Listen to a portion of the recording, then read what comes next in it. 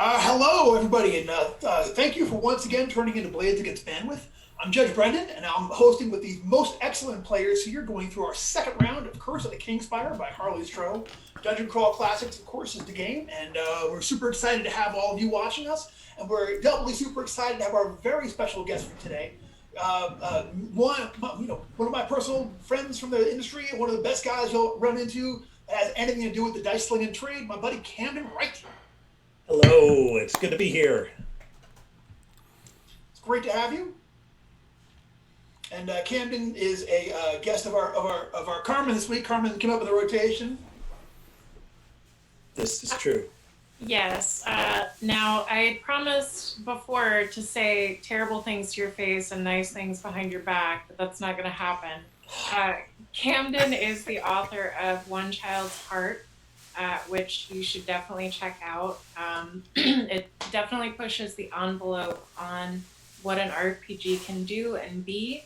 And he is currently working with the Indie Game Developer Network for the Metatopia Diversity sponsorship. And you can check that out online at igdnonline.com/Metatopia. Is there anything you'd like to tell us about that? It's a program that we do every year because of the current state of our pandemic world. We're adjusting a little. Normally, we would be sending 8 designers to a tabletop game design conference in New Jersey.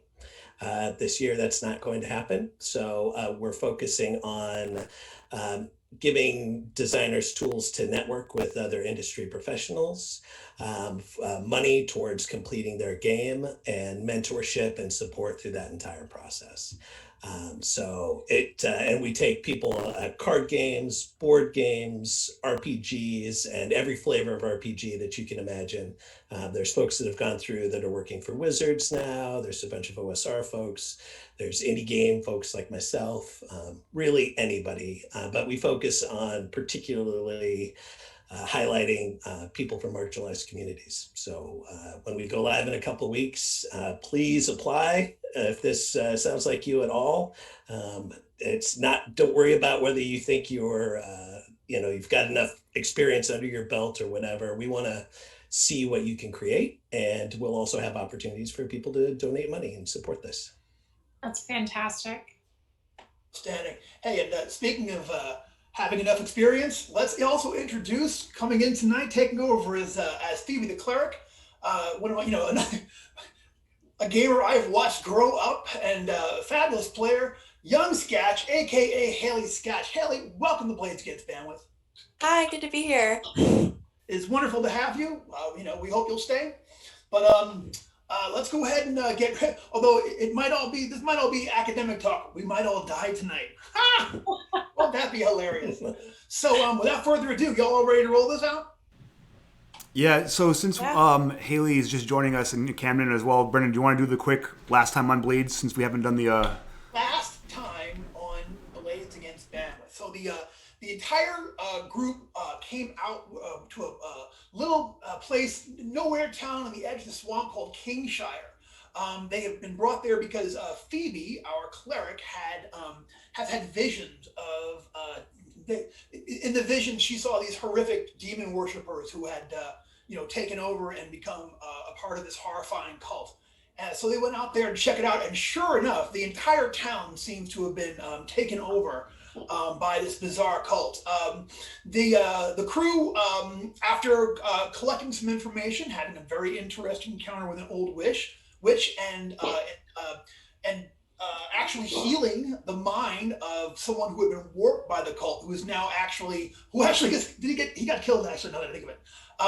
But who was there with the other than that part, who was there with you. They rode out into the swamp.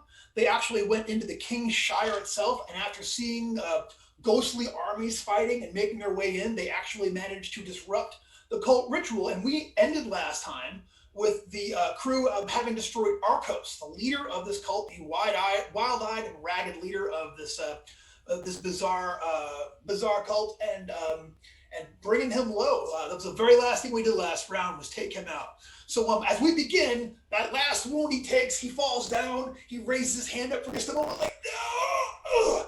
And as he collapses, you hear a crash, and then a cacophony, like the breaking of 1,000 crystal shards. Your companions shout over the noise and point towards the heart of the Kingspire.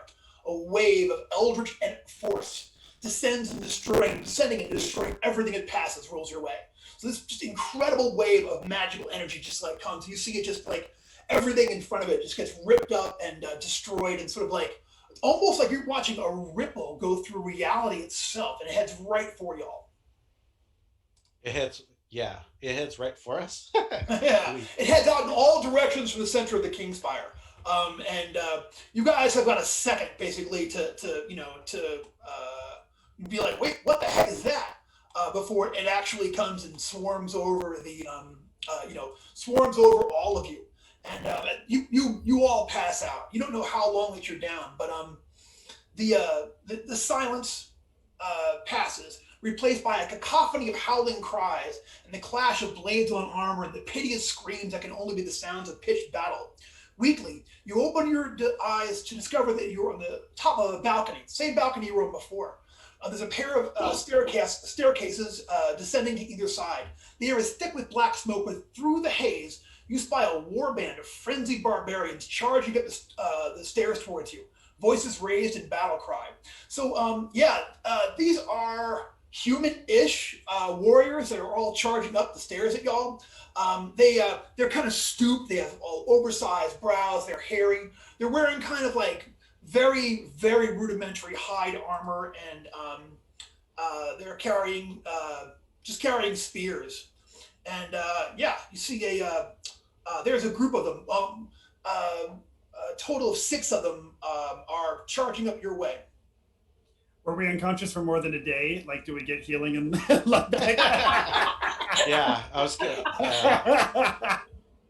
No. Okay. Always worth asking. No, let's see. How do you get unconscious for more than... Really, it doesn't... you know what? I'll go say this. Yeah, everyone will get back 1 hit point. Thieves and other luck... and thieves and halflings will get back 1 luck. One recovery worth of their luck. Spellcasters will get back 1 point of anything they spell burned. Yeah, so we'll say some time has passed. Glad I asked. So as you guys are raising your head up, you see that these, you hear them roaring on their way up there at y'all, and charging their way at you with their weapons out, and they look, they're coming at you with fury. So let's go ahead and roll me an initiative.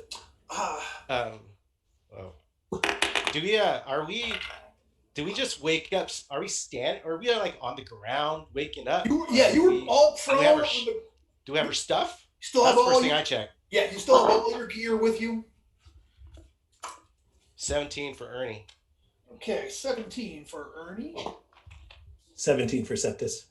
17 for Septus. Who has a high agility out of Ernie and Septus? I have no idea. 15. I think I'm down to 11 because of Spellburn. Yeah, that's going to be you in second place there. Okay, Jeff, what Forrester get? 5. Forrester on Oh, wait, 5. no, I lied. 8. 8, Forrester on 8. No problem. How about Wiggs? Nat 20. Look at you, Wiggs. I know, right?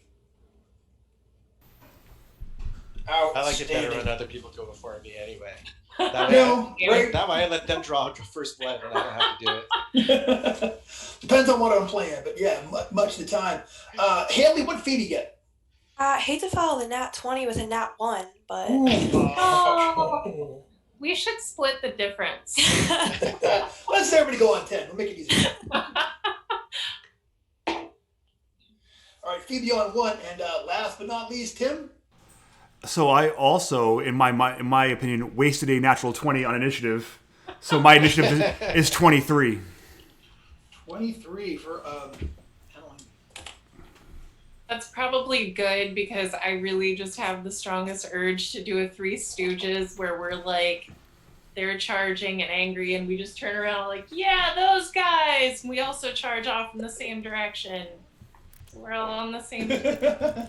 Well, so this is they are actually coming up the same stairway that y'all came up when you when seemingly moments ago you came up here to fight Arcos and his minions and things. So you're very familiar with what's going on here.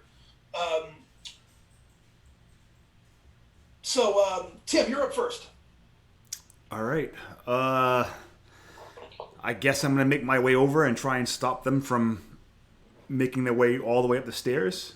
Block an attack, two-handed. Gotcha. All right, go ahead and do it. The first one to reach the top is a big fellow with a two-handed sword.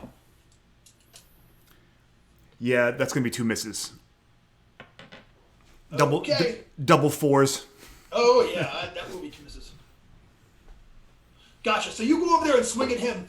He is very, very fast and, just manages to parry both of your attacks there. Wiggs, you are next. But you're at the top of the stairs. There's only really room for you, like you and one other person can sort of like be there and, hold up. People would have to get past you in order to come up. Is there a door? There is not a door. Really stingy with the doors, Brendan. You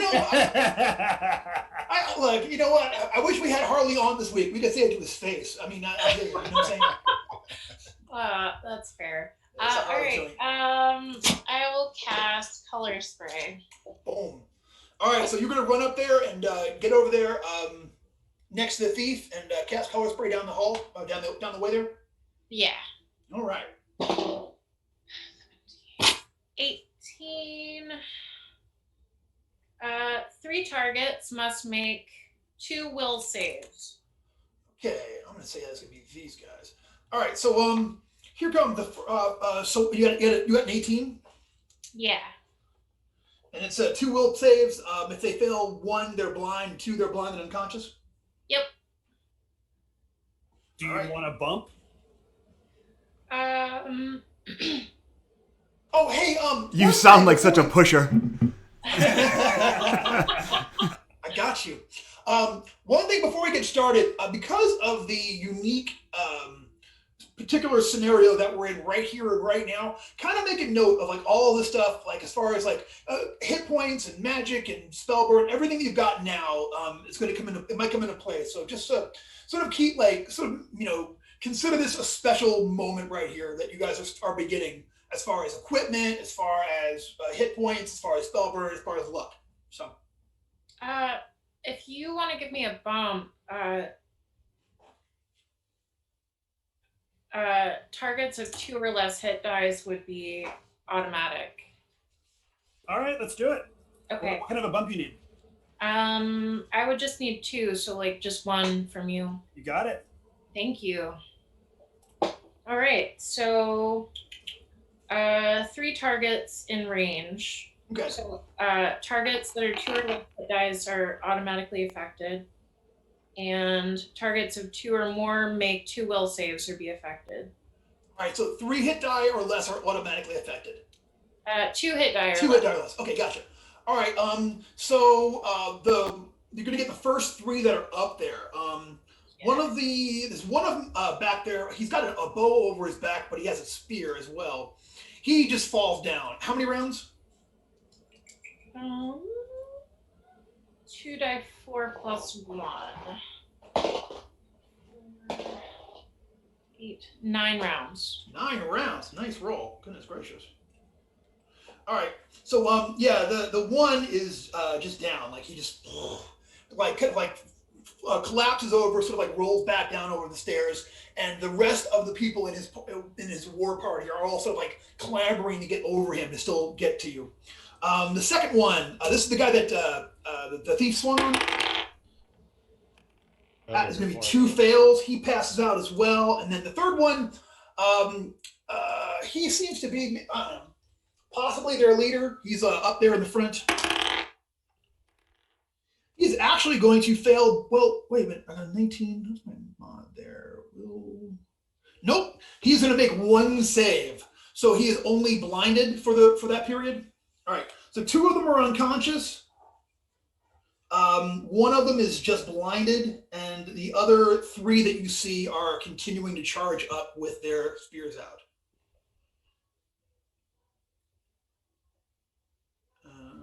Gotcha. All right, cool. All right, excellent. Nice move. All right, Ernie, it is your turn.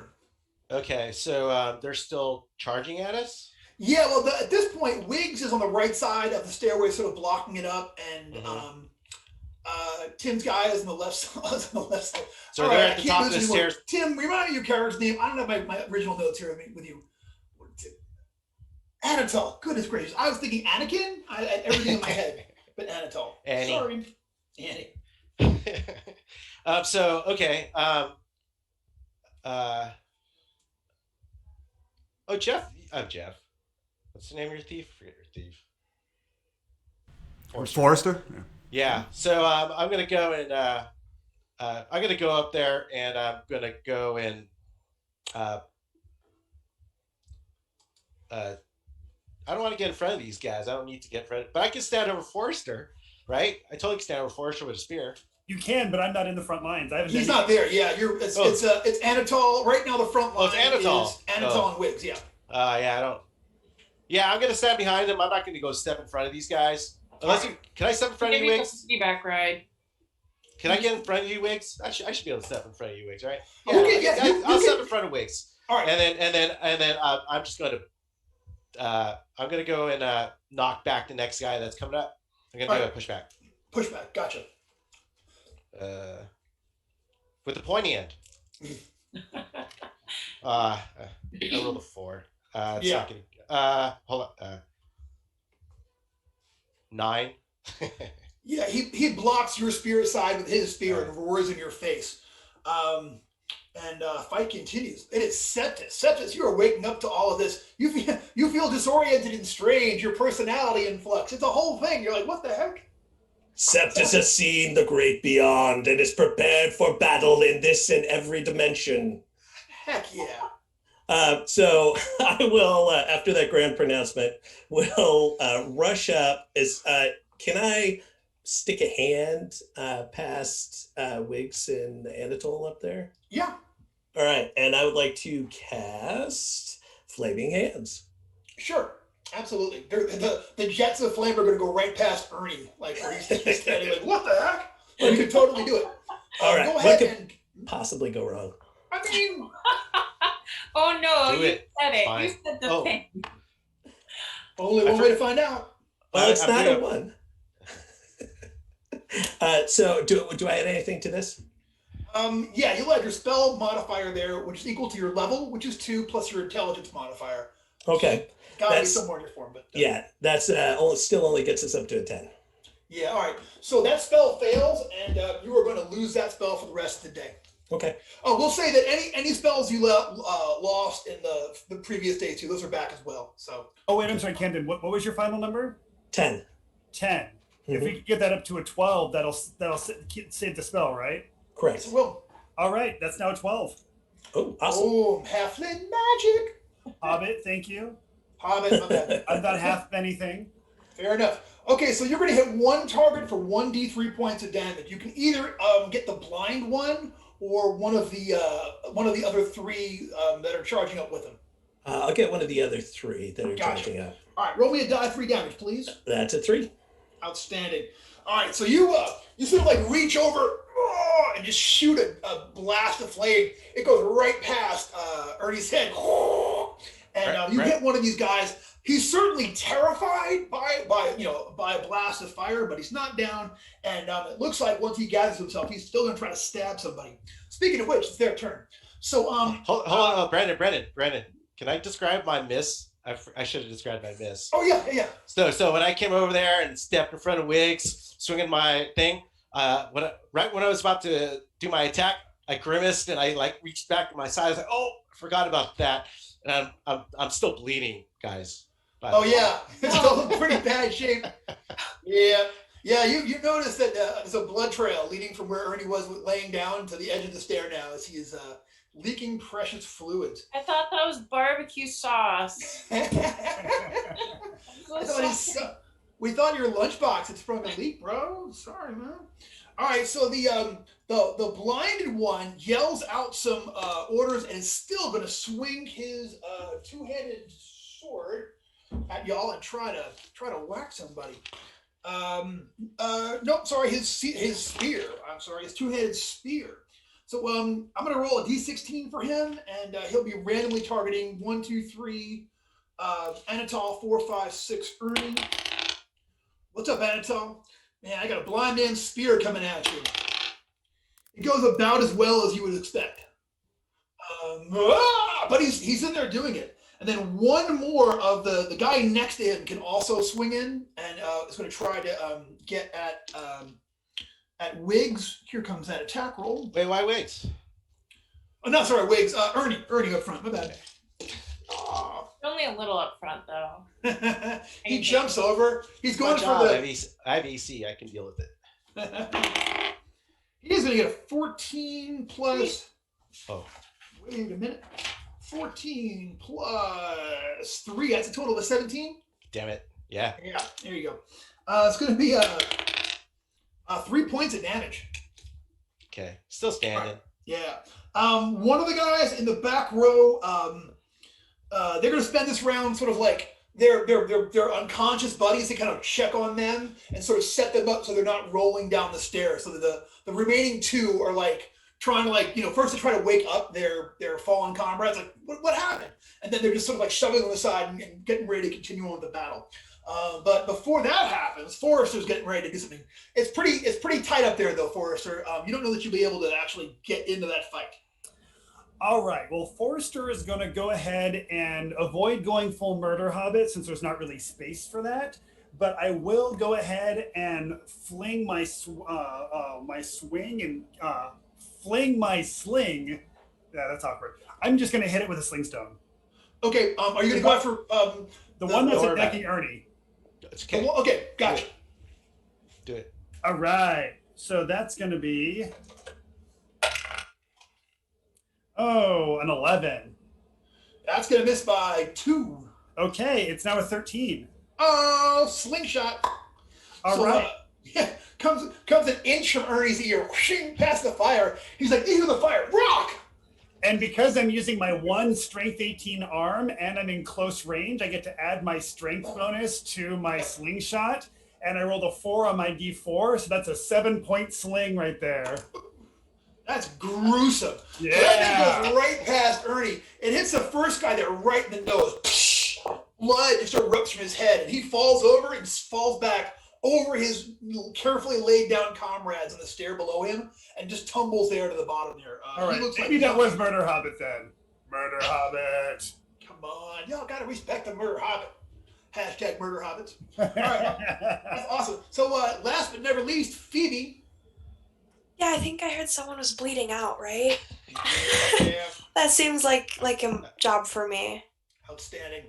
All right, so I guess I'll run up and try and lay on hands. Okay. To You Ernie. kind of have to sort of reach through the wall, like but you can do reach. it. Mhm. All right. Wow, I'm really not doing great today. Yeah, no, that's an 8. So that'll be disapproval. Yeah, that'll be a point of disapproval, which also reset along with everything else. So, all right. So that didn't work out so hot, but it's the top of the order, and it's Anatol. So yeah, you've got one right in front of you who is actually the guy right in front of you is their leader with the spear that tried to get you. He's actually blinded. So. Oh yeah. So I'm gonna give him. I fought a blind guy on the stairs there, baby. I'm gonna get up close. Hit him.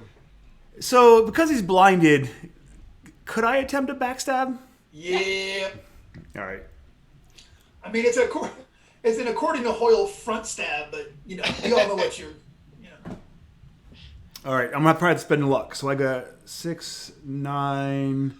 I got a 10, so I'm gonna spend a couple points of luck. All right. I get to 15. That would be a hit, my friend. Go ahead and roll me that damage. All right, D10. So the base damage is 8. Okay. And if he's still up, my crit is going to be a 12 on table 2. You have that. You have that. Looking at that right now, Brendan. Yep. All right. And he is still up. You got 12 on table 2? Yeah. Goodness gracious. All right, a 12, that's a savage strike. Foe must succeed on a fortitude save, DC 10 lethal or faint from the plane. I got a pretty good fortitude save, so we're going to see how this goes. No, not that good. Yeah, he is going to pass out there at the top of the stairs. And collapses. Nice. All right, nicely done. And it's Wiggs and then Ernie. How many are still up?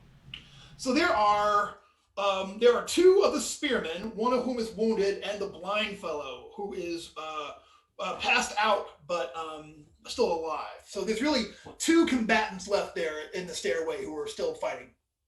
Okay, I will cast magic missile.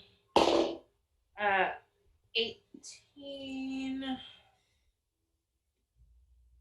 Let's see, 1d4 missiles. 1 missile. Okay. For 5 points of damage. Okay. Blind guy, wounded guy, or unwounded guy? Do, Blind guy's laying there, so. we'll do unwounded. All right. All right. He is still up, but that, he takes that magic. He's their second row guy, and, he's blown up pretty good from that, but he is still in this fight. That was awesome. It is Ernie and then Septus. Ernie, that guy right in front of you is wounded. He's wounded. Yeah, the guy who was. Oh, good.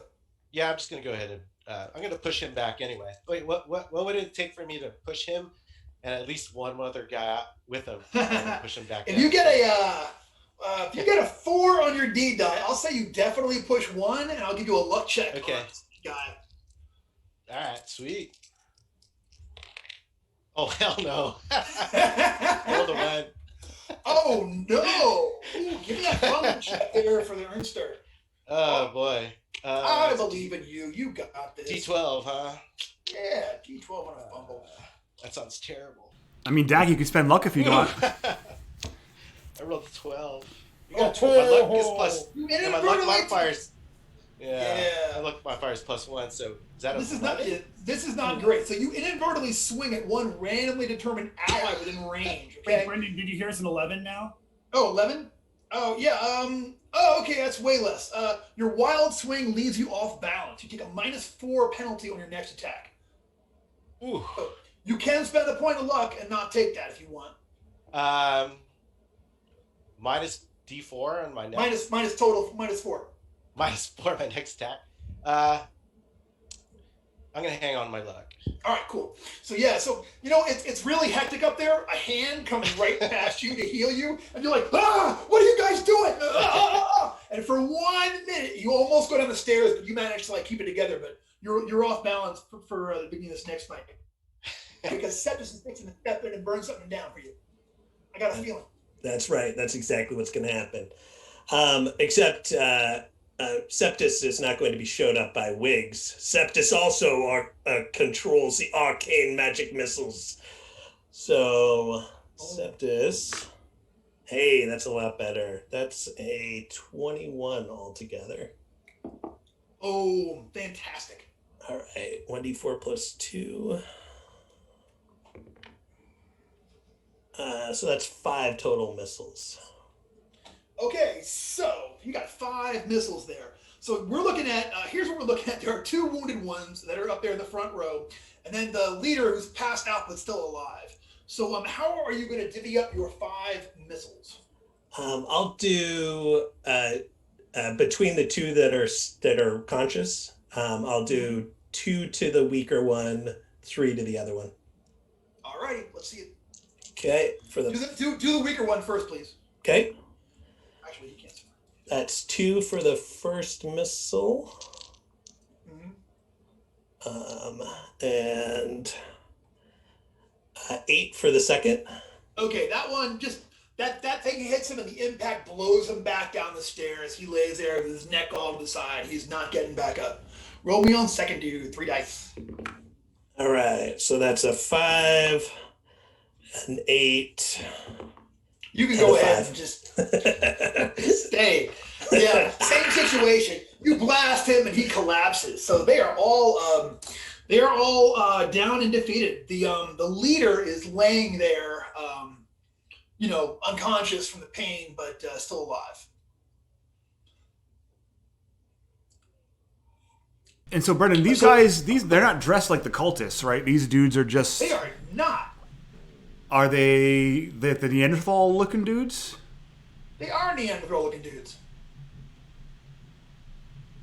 But they were... Remind me from last game, the Neanderthal-looking dudes were ghosts last game, right? They were ghosts last game. Yeah, these folks remind you very much of those ghosts that you saw in a battle. You saw 2 ghost armies in a battle. You had to fight your way through there. And at one point, a ghost dragon picked up somebody for a minute. I don't know. And these guys are just flesh and blood. Yeah, these guys are straight flesh and blood. And you hear the sounds of battle everywhere. So you're out of this balcony before, okay? Like everywhere, like like when you look out over the sides of the keep from the front of the balcony, you just see like this red and black mist and smoke coming up in all directions, and you hear the sounds of this huge battle going on. And is it safe to assume like this species of people have been extinct or something? I mean, you have never. It's 11. I wouldn't know this, but but you have never in your travels encountered anybody who looked like this. Again, they looked until we saw them as ghosts. Until you saw them as ghosts, which was the past. Yeah. Cool. And that is what you guys take a look.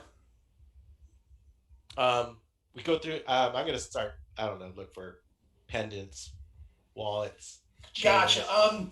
The one guy, the first one that went down, had a brown bear cape on and a bear skull helmet. The rest of them have kind of rudimentary short bows, spears. Yeah. They wear hide armor. It's pretty tore up at this point. I step back and like hand sanitize. A B C D. All right. So yeah, that is what you hear. While you were examining those, from the other stairway, four people show up with you hear, "Get them!" And then when you look around, these people stop. So these people actually look like the other army that you saw, the other ghostly army that you saw that night.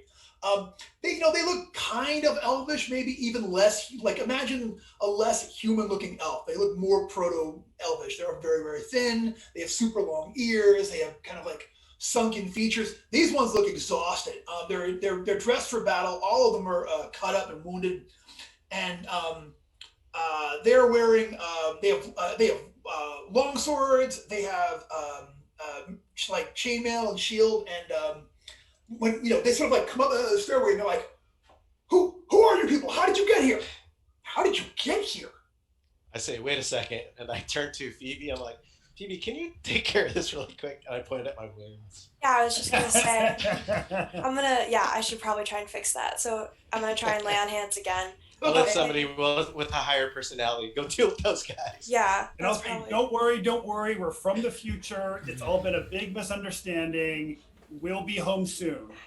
I should not have packed up my normal dice. I just got another 8. Come on now.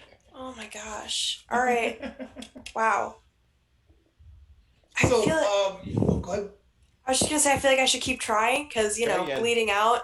Please. Yeah, do it. Yeah, you can do it again. Okay, that one's a 15. There you go. What alignment? Neutral.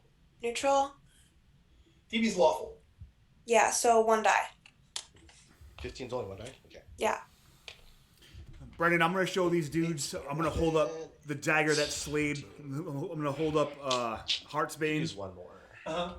And like, stay back, elves. This dagger killed Prince Ashenheart. No offense, 2 Wiggs. dice.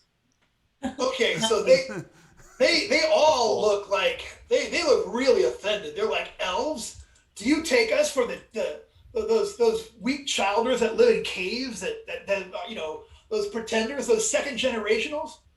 We are not elves, sir. We are the elder kith. We are the progenitors of all language, music, arts. Like just then a flaming arrow goes over. He's like, ah, Jesus. Well, I am Forrester Longbranch, and I'm the progenitor of arm wrestling. Who dares take me on? They all kind of look at each other and they're like, you must come and see the Crow King. Come with us immediately. Daniel Bishop? We'll all go see Daniel Bishop. It's super nice. They attack you from all sides. Rocks fall. You hear a grinding sound. I can't do Daniel. He's he's actually the scariest dungeon master of all. Like, so all right. They say come with us, and we bring you to the Crow King. Okay. Yeah. Have I heard of the Elder Kith? You made a roll last time, and you heard of like legends and rumors of the Elder Kith, who were supposedly they were the ones that came before elves. They are of the Fey and Twilight realms, and now they're only kind of like they're spoken of like maybe people talk about the Titans or the giants that like originally walked over the earth in the ancient times before really any man, much less civilized man. All right, so the four of you, they put your weapons away and come with us to the audience with the Crow King. So they march all of y'all. They march all of y'all through the back way and. Like you guys go down the stairs that they came up. They take you through a hallway,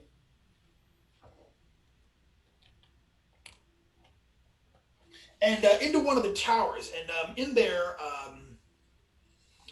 you guys are taken to the taken to the outside the door. The one says, "Wait here." And meanwhile, from outside, you hear the screams of dying men and battle, weapons clanging on weapons and such. And a couple of times, like while you're waiting, like troops of men run past you. They're like, "You got to reinforce the south wall! Go, go, go!" Like people are charging past you in both directions and things. A few moments later, one of the guards comes out and he's like, "The Crow King shall see you now." So you are brought into this room. The stairs open into a magnificent throne room. Furs and skins taken from felled monsters adorn the floors, while trophies from defeated foes, including the head of a dwarvish king, like with crown, like a stone crown and everything, and several human skulls, or human-ish skulls, adorn the walls. At the head of the chamber, seated atop a high throne carved from the heart of a great ironwood tree, sits an imperious elder kith, girded in an ancient suit of fur-trimmed mithril armor and adorned with a cloak of raven feathers. A mithril longsword rests at his side. An enormous black cat sits at his feet, eyeing you with hungry eyes. Flanking the stone are the four royal guards, their eyes watching you with the intensity of hawks. Outside, the siege rages on, but here all is calm and still, like a storm about to break. And the guard that let you in, and there he says, "All rise in the presence of Naire, the Crow King." And all of his guards stand to attention. He looks over you and fascinated, and he's like definitely looking at Wig. Like when you come in, his eyes go wide for a moment. Then you can tell he's trying to get his get his face under control. You can see he quickly puts on like a mask of sort of stillness, and he says, "For untold ages, we have fought this never-ending battle with not one change in what's happened." Since the old times, since before the curse. And now here are you, 6 travelers from nowhere. Well, I will tell you this, your battles will go on unchanged even long after you're dead, for we have seen them. Do tell all, Mr. My name is Forrester Longbranch, and I'm the greatest arm wrestler in the world. Impressive. And I'm a hobbit from the future. A hobbit. Is that the name of your people, or is that your family name? That is the name of my people. I see. And he looks at me. He's like, "That's that's amazing. You're the first. I have met many races in my times, but none so asymmetrical." Check this out. And I start doing a push-up with the one arm.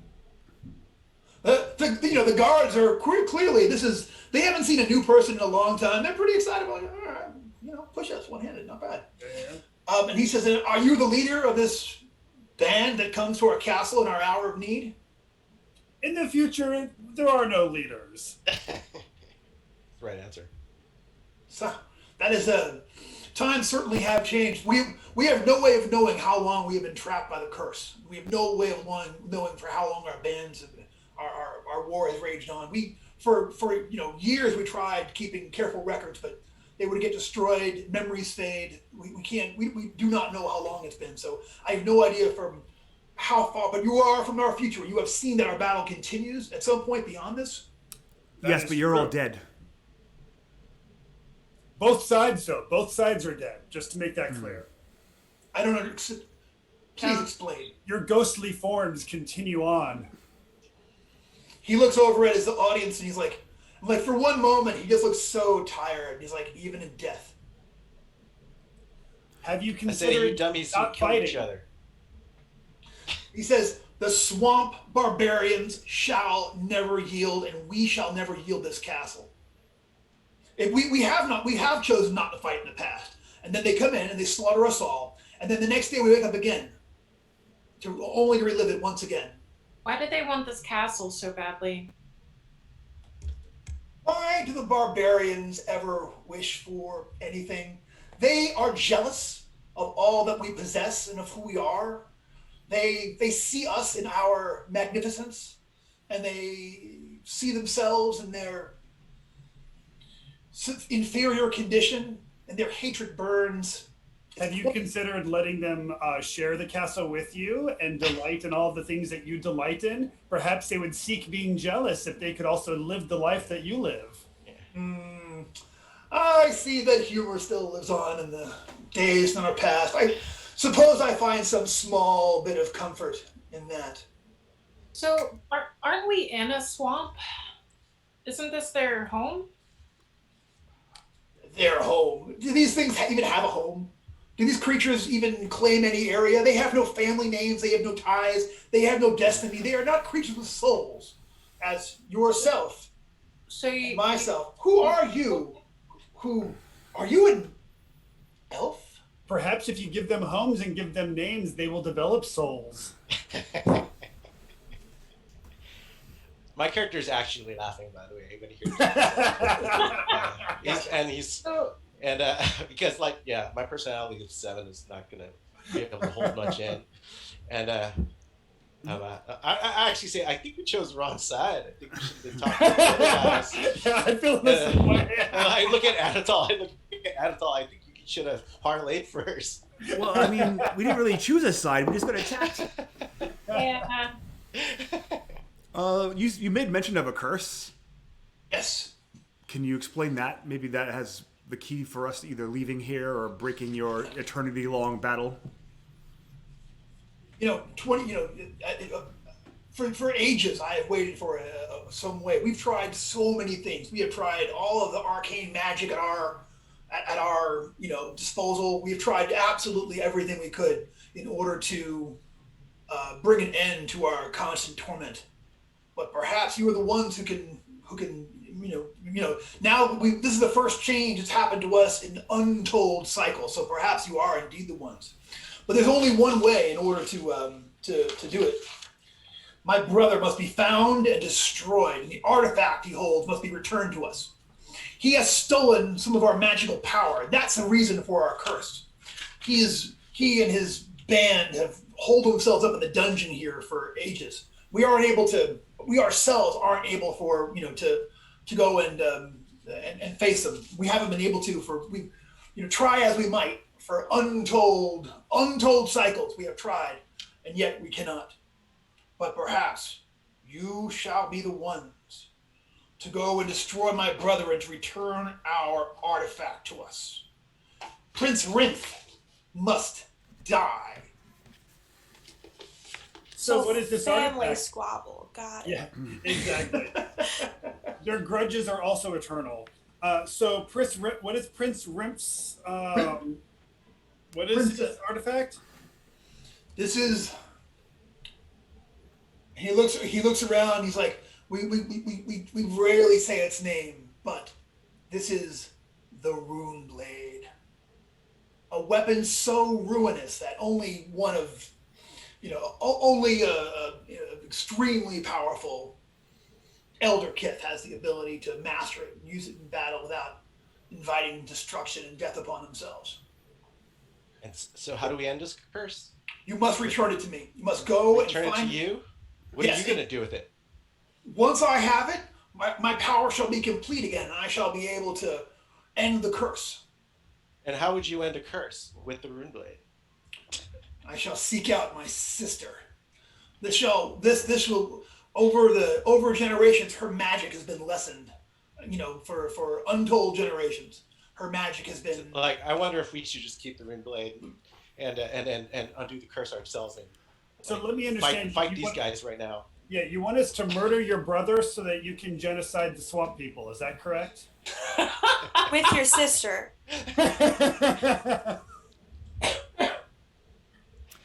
I'm going to describe. I'm glad that you hobbits have the foresight and the wisdom to see our need here in our hour of desperation. Clearly. We must have it back. We must free ourselves from this curse, and we must continue the genocide. I think they just need some family counseling. I mean, it's really looking rough. Brendan, I want to describe what I think a younger hag would look like. All and right. see if that's his sister. Okay, gotcha. We ran into a woman in the swamp, and I'll start giving rough description, but try and make it, what I would think that she would look like as a young, as a young person, as a young hag. Yeah, she says, you know what? Give me a luck check, cousin. That's a smarty pants. I rolled a natural. Can you see it? 1. Ooh, that's a critical success on a luck check. Yeah, critical success, Brendan. All right. He says, he looks around at the guards, and he says, leave us. And the guards are all like, Your Highness. And he's like, what if they kill me? I'll come back tomorrow. Leave us. So all 5 of those guards that were in there all kind of shuffle out, and he looks over. He looks over at you, and he's like, go and bar the door. He's assuming you're a servant. Wait a moment. He actually steps up. Oh, what did you say to him? I laugh at his face. All right. Yeah. He's assuming. He never gets another look. Assumes that it's done, and stands up, and he takes his weapon and sort of holds it at his side, and he walks over to Anatol and he says, "You have seen her? She survives this?" We sought her counsel because when we came to these swamps, a cult was using their village to summon some vile evil, and we thought that she could help. And in her wisdom, her infinite wisdom and delicate grace, she deigned to help you? Yeah, kind of. Kind of just She tackled is- a lot. Well, so much time has passed. Without me, look, I will help you with this, but you must get a message to her for me. Will you agree to do that? As long as it's, family-friendly message. Family, listen, you tell her, she says, Naire has not forgotten her, that Naire loves her still, and all I wish for is for her to return to us. If you are able to free us, and if we are all freed, then you must take me to her. Do so, and I shall make you one of my vassals. I shall see you with a princely title, a special title that we give to non-Kith. showing you to be a worthy being and a friend of our family. Can you give us a moment Of course, leave my chambers, all of you. so that I'll like huddle up with the crew? All right, you guys, he kind of like shuffles you all out the door, and like so you're out there with the 5 guards who are also out there, and they're like, like they're clearly and like can't stop looking at you, can't stop looking at Wiggs. You know what I mean? Like, Guards, do you mind if we have a moment for a little private conversation? they all kind of shuffle back into the king's chamber. The one looking at me, like you can tell that they kind of look back at the other ones like, oh, he's still okay. So they all sort of make their way back in there. But like again, every one of them before they leave, they look over at Wiggs like, wow. And then they make their way back into the interior. So I want to know what Septus and Phoebe think about all this. Well, I feel like the king should have left the room since we asked for a minute. First off, why'd we have to leave? It's good to be the king. That's fair. So the gifts the hag gave us were what? It was the wand / twig that Wiggs got, right? And that was we had to bury that in the basement. Yeah. So that would be the dungeon, right? But then we got something else too, right? There was a Or ring. Septus got something. There was a ring that we were supposed to share with a black-haired regent. Oh, is that him? Is that the dude that we're talking to? Yeah, that's Nyreed. He's certainly had black hair. Oh, all right. He is So- the king, so It says Emerald ring on my equipment. that would be the one. Yeah. All right. This ring? I mean, this You might bring be it the back- key. yeah. This might be the key for us getting home. Do I really want to help this dude, like,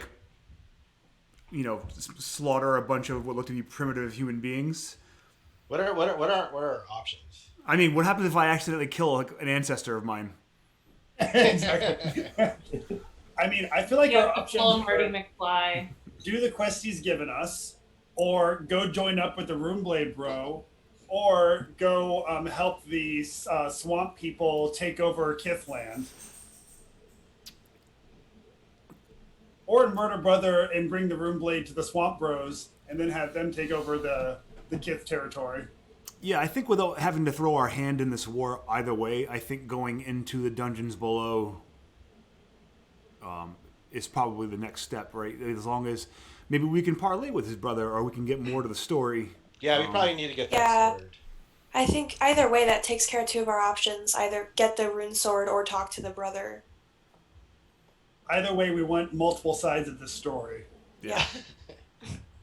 I, Septus, am keeper of knowledge unknowable by normal man. And even I believe that getting involved in family drama is a huge mistake. Septus, do you want to give him the ring? I think we should weigh our options when the time is right. I think that it is smart that we go forward and hear more of this story, unless you feel that this is the time. Do we put all of our eggs in this kingly basket? I feel that No, either way, we've already kind of we've shown our hand in that part of the story. Like I think the ring would have proved to him that we saw the hag, Yeah. and we also mentioned it already. So I think it's just more proof that we're at least telling him the truth. Maybe. yeah, I think we should show it to him. We'll probably get more information out of him that we'll need to get the rune sword. All right, so you were gonna go back in. So you do. I mean, we knock and we head back in, and I think we kicked the door in. I walk right in. Yeah. I walk right in. Oh. listen. I'm Phoebe and I'm pissed. Yeah, I just want to get this done. He was supposed to leave the room. He's being so rude. I just... Yeah, we're doing him a favor. No reason to play nice. All right. All right. So you guys sort of barge back in there. All the guards look at you like, oh. Yeah, but the king seems eager. He kind of stands up and walks over to you, and he's like, do you have an answer for me? Outlanders? I have an answer. I have pierced the mighty veil between dimensions, and the answer is this. And I hold up the emerald ring. He is completely like thunderstruck to see that. He walks over, and he's like, "Wizard, may I hold that?" and I'll look over at who's the leader here. Anyone? There's no leader. There's a, Not in the future. No leaders in the future. I'm going with the gun show. I look over at Forrester Longbranch. Yeah, sure. Let him look at it. He actually asked this time. All right. He takes it and like he examines it, and remember it has those little symbols on the interior part of it and such, and like, you know, in this cruel, handsome face, tears well up in his eyes, and to see this thing, he's like, you tell the truth. You come from a future where what I hoped had transpired had, and you give me hope for all of this. Yes. He hands it back to you, Septus. He is like, it'll just disappear tomorrow for me. But just seeing it has... Can you tell us what it says on the inside? The symbols look really similar to my language, but I can't quite make them out. He kind of shows them to you, and he's like, they say love forever. Perhaps it's even true. Aww. That's so gross.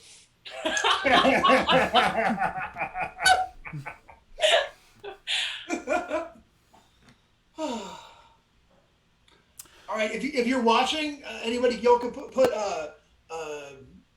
variants, you know, 2-word variants that might maybe he translated it wrong. What might those rings say? If that's too gross for my players, what would you put in there for the ring from the King's Lady from the future?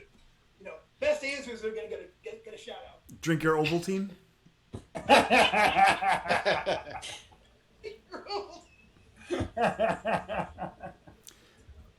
So are you guys ready? I mean, can you show us the way to the dungeon? No, let's get a meal out. Oh wait, it's the middle of a battle, so there's not going to be some meal. No. He says your servant speaks correctly. He says, speaking of Ernie, he says there is a feast. Brendan, suddenly you're very quiet again. That thing happened. Whatever that thing is. It's my new microphone. It's super directional. How's this now? Like, how's this? It's still kind of low.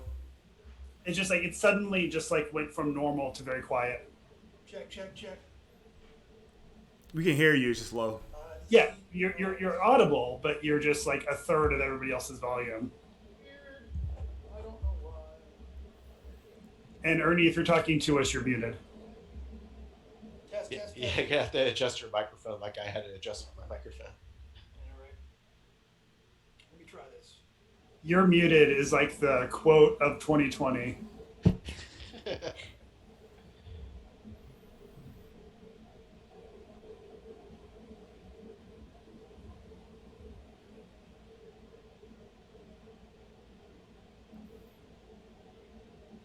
All right, how's that? Amazing. Really? Yeah, no, you sound great. Cool. Yeah, it's better. Cool. All right. It's the first time I've used the adjust audio output. First time it's actually worked correctly, or had any effect discernible at all. It's my new setup. I'm like a new man. Oh, actually, you're so quiet. Well, whatever. So he says, no, your servant is correct. There shall be a feast, a final banquet before we are destroyed again. He called me a servant again. Yeah, he's not letting that go. He's like, he really thinks that you're like they're I'm wearing like a fancy emerald coat. I have a shiny shield, and he calls me a servant. Fine, that's fine. You do have a very, very shiny shield. It's true. I hold up 2 meaty fingers and say that I have 2 requests.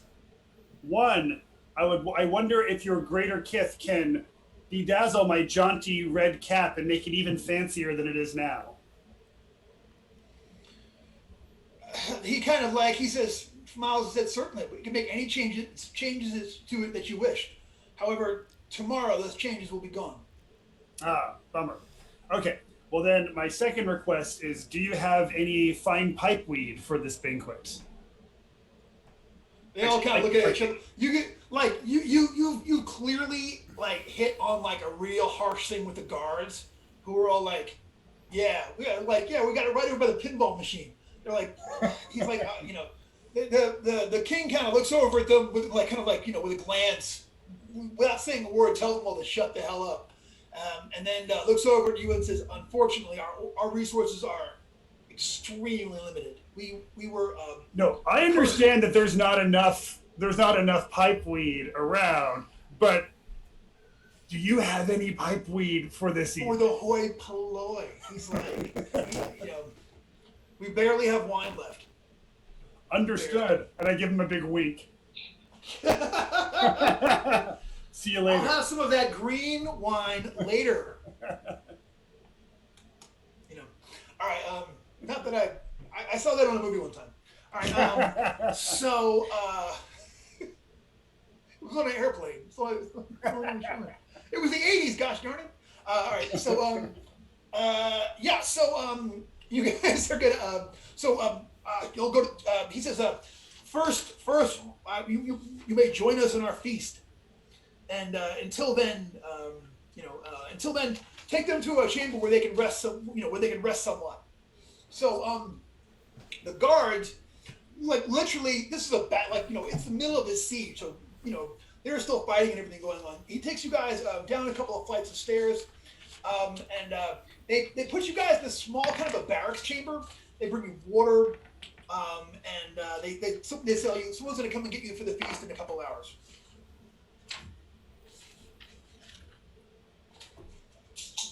All right, so Septis or Wiggs, maybe even Phoebe might know the answer to this. Do you think we're actually in the past, or did we just step over into, like, maybe they're just constant? Maybe they're where they are is just a like it's just a state of parallel being. dimension, but Yeah, they're like kind they of like ethereal. Yeah, like we weren't seeing their ghosts. We were maybe just seeing beyond the veil of whatever. Would there be a way for us to Which recall means that? we can kill anything we want and it won't affect our future. Gonna start stomping on butterflies. Also, I just realized that might have been a little bit too esoteric for my character's 7 intelligence. But I had a moment of brilliance. we all have them. Your character thought it, but he just couldn't get the words out. Yeah. It came out like, whoa, what if we're here, but like not really here? Yeah, like What do we if- know this chair is really here? G-O-D really spelled dog. What if what I see is red? I saw that conversation in a movie too. What if they don't have one really strong arm, but instead have one really weak arm? No, we all know Anatole is like low key into the occult and physics. Just giving yourself away. Exactly. Occult and physics, yeah, they're Yeah. All 7 points of his intelligence are devoted exclusively to that. He knows nothing else. That's like me in gaming, actually. So. All right, so they're just like leaving us to like a feast. What's on the table? Yeah, they basically giving you like a spot to rest in until this feast. They said in a couple of hours. What? And meanwhile, yeah, you hear battle going on the whole time that you're in here. You hear fights going on and screaming and everything, and literally people dying on Should we just get this over with? Yeah, Or some we really wait for great this feast? ambiance for our feast. Yeah, really. So I mean, you guys have got. They said a couple of hours. Do y'all do anything in that downtime, or? Can we just like open the door? Wait, we don't even know where to go, do we? No. Yeah. I mean, a little recon couldn't hurt. Do we have a thief, don't we? There's got to be one. Do Yeah, you have a thief? I'm making sure. Yeah. Wait, guys, do we have a thief? No. Let's I put don't it know. We around. have an Let's put it around. Yes. occultist. I mean, yes. By trade, I'm much more of a scientist, but I dabble in picking locks. Yes. I peek out the door. Can I go peek out the door? Does someone stop me from looking out? All right, you peek out Chamber. the door, and there's a guard standing right in the opposite hallway to it, who kind of like one of those elder kith guards, who kind of like eyes you carefully. I close it and like, there's just like one dude out there.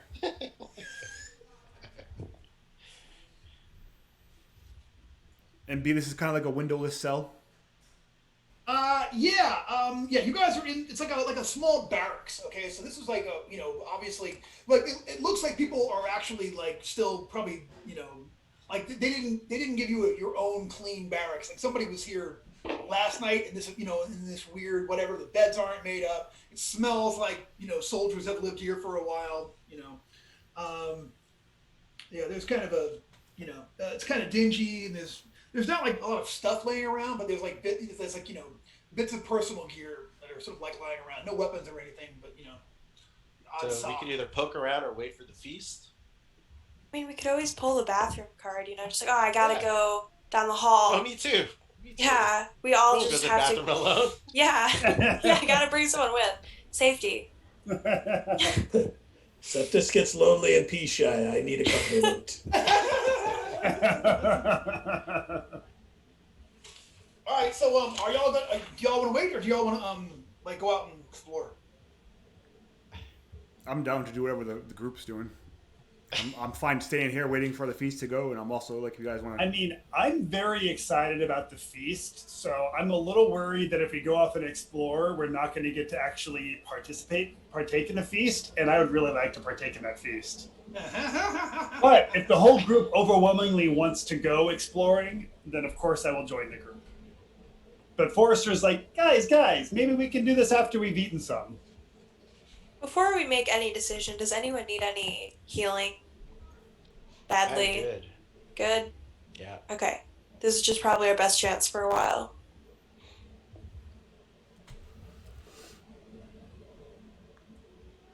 All right, so okay, so it sounded like we're waiting. So you guys, like 2 hours later, a guard comes and is like, come with us, and they escort you to the Grand Hall. So once again, the battle is still raging outside. Like, you got what you said. You guys hear, men dying and the shrieks of.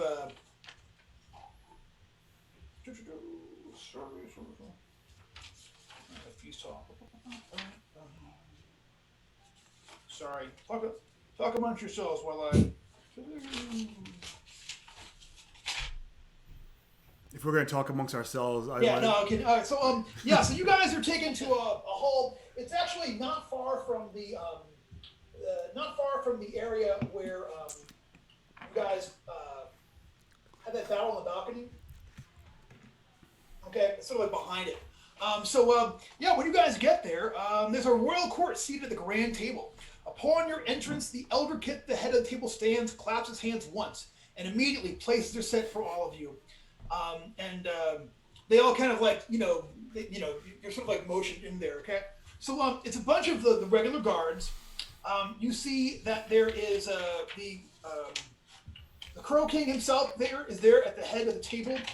Seated at the left hand of him is a really, really old-looking elder kith wearing all black. And then on the other side of him is a woman.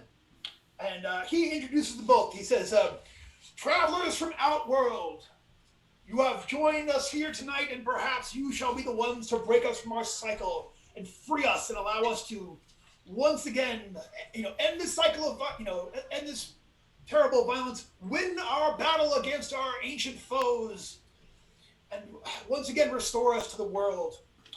This is my vizier, he says, pointing at the vizier. The vizier looks at you guys carefully, doesn't say anything, but he nods. And he says, this is my sister. This is Lady Ariok. And she sort of like smile, like she actually stands up and smiles at you. She walks over and looks at it like she looks at Wiggs like you brought a kitty. You know what I'm saying? Like she says, my king says you are from the future. That's what we're trying to figure out. She like leans over and she says, I love your pin. And she like gets close to you and she whispers very quietly, we must talk. And then she goes and says, I whisper everything up. We are talking. Quiet. Oh, yeah, okay. She kind of like looks over at him like, oh my God, Hobbits, am I right? Even though she's just encountering her first one for the first time. And Brendan, just for my own edification, is her name Ariok like Stormbringer? Her name Like is Elric? Ariok. It's spelled differently. ARIOCH? Okay. No, ARIARCH. I guess it's Ari Arch. Really, it's not Ari Arch. Yeah.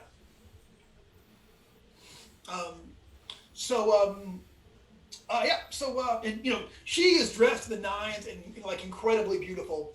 But she goes over and sits back there, barely touches her food. Really, like hardly any of them touch their food. But they bring out these basically they just steaks. They just have plates and plates and plates of steaks, and they bring out for everybody.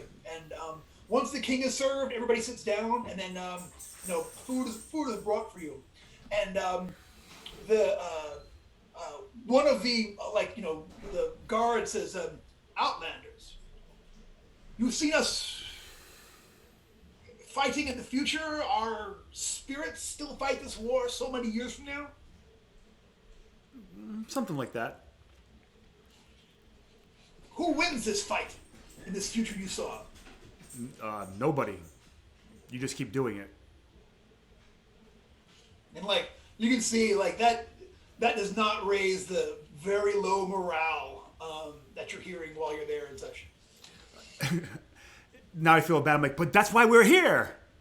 We will end all of that for you. Yes. Perhaps it shall be so. Perhaps it shall be so. In the meantime, for now, Feast. They ask a lot of questions about the future. Like at that point, so you have a question? You have some? Yeah. While they're asking us questions about the future, I'm cutting into my steak, and then I pause and I say, "By the way, quick side, what kind of meat is this?" It's like, well, because I just flashed back to like the big skull of the Dwarven King mounted on the wall.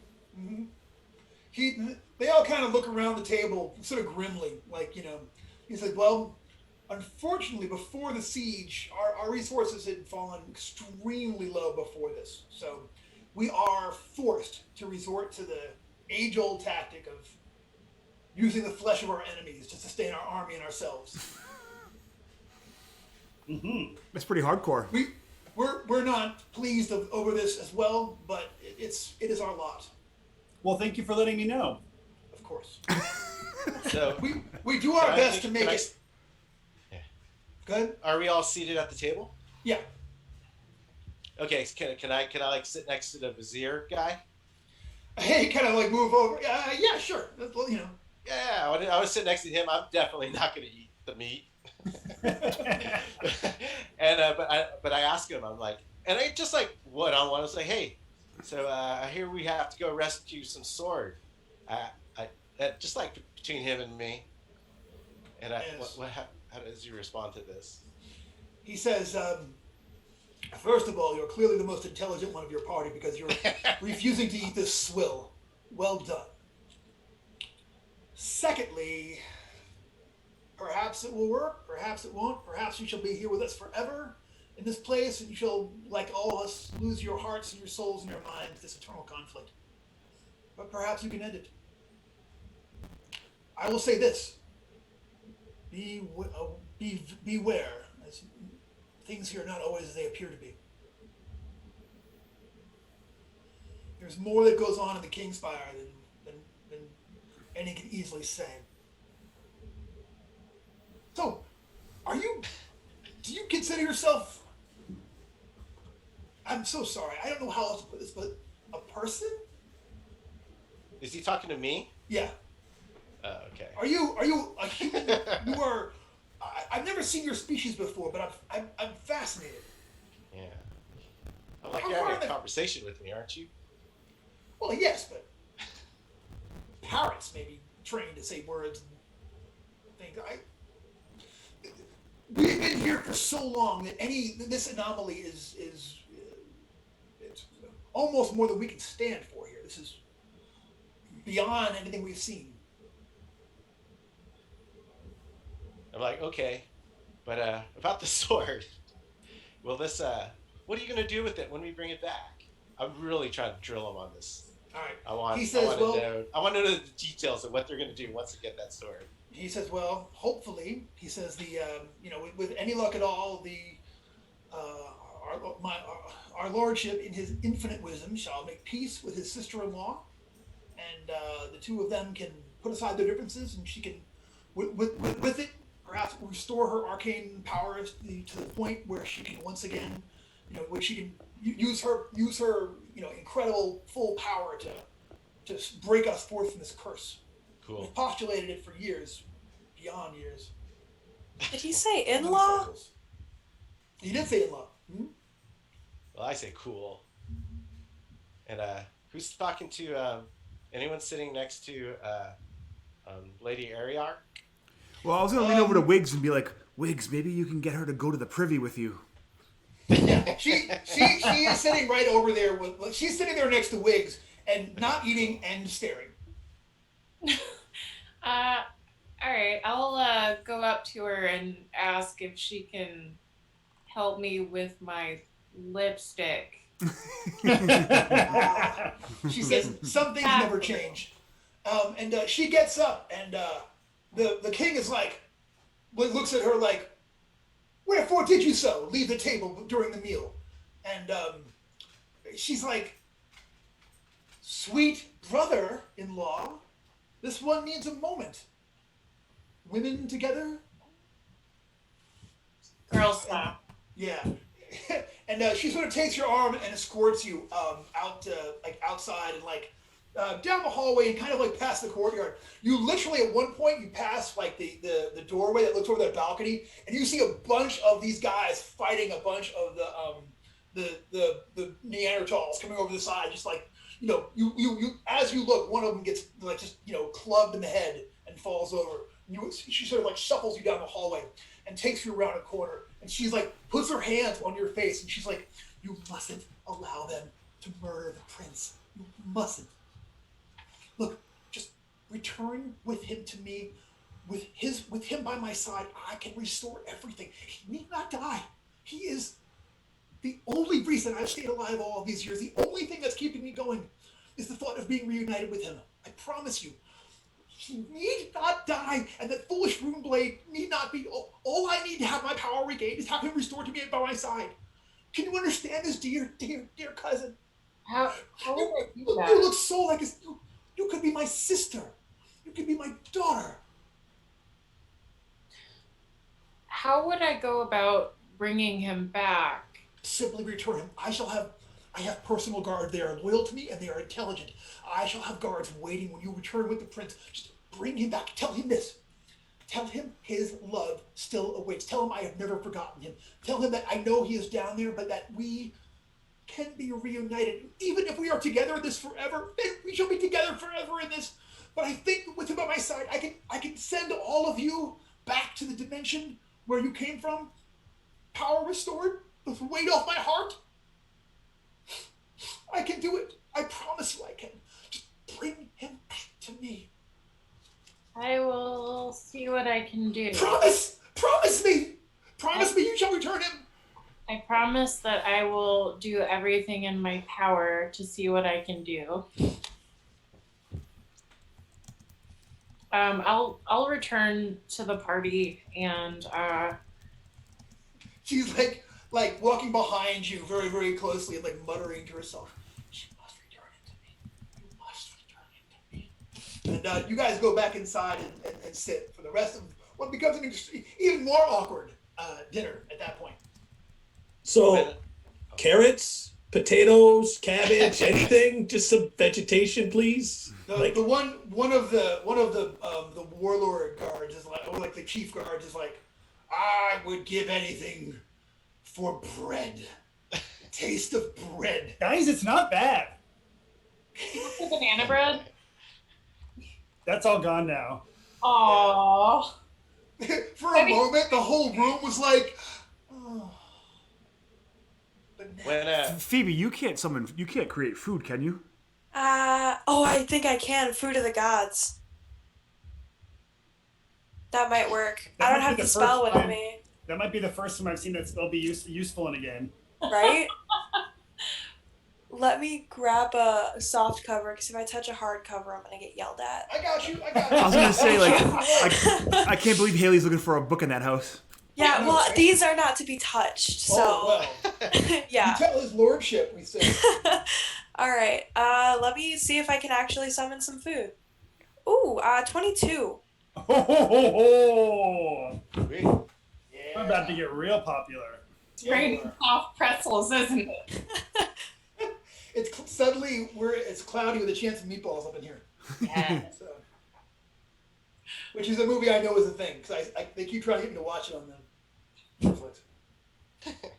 I like that movie. I thought it was good. I haven't seen. It's one of those things.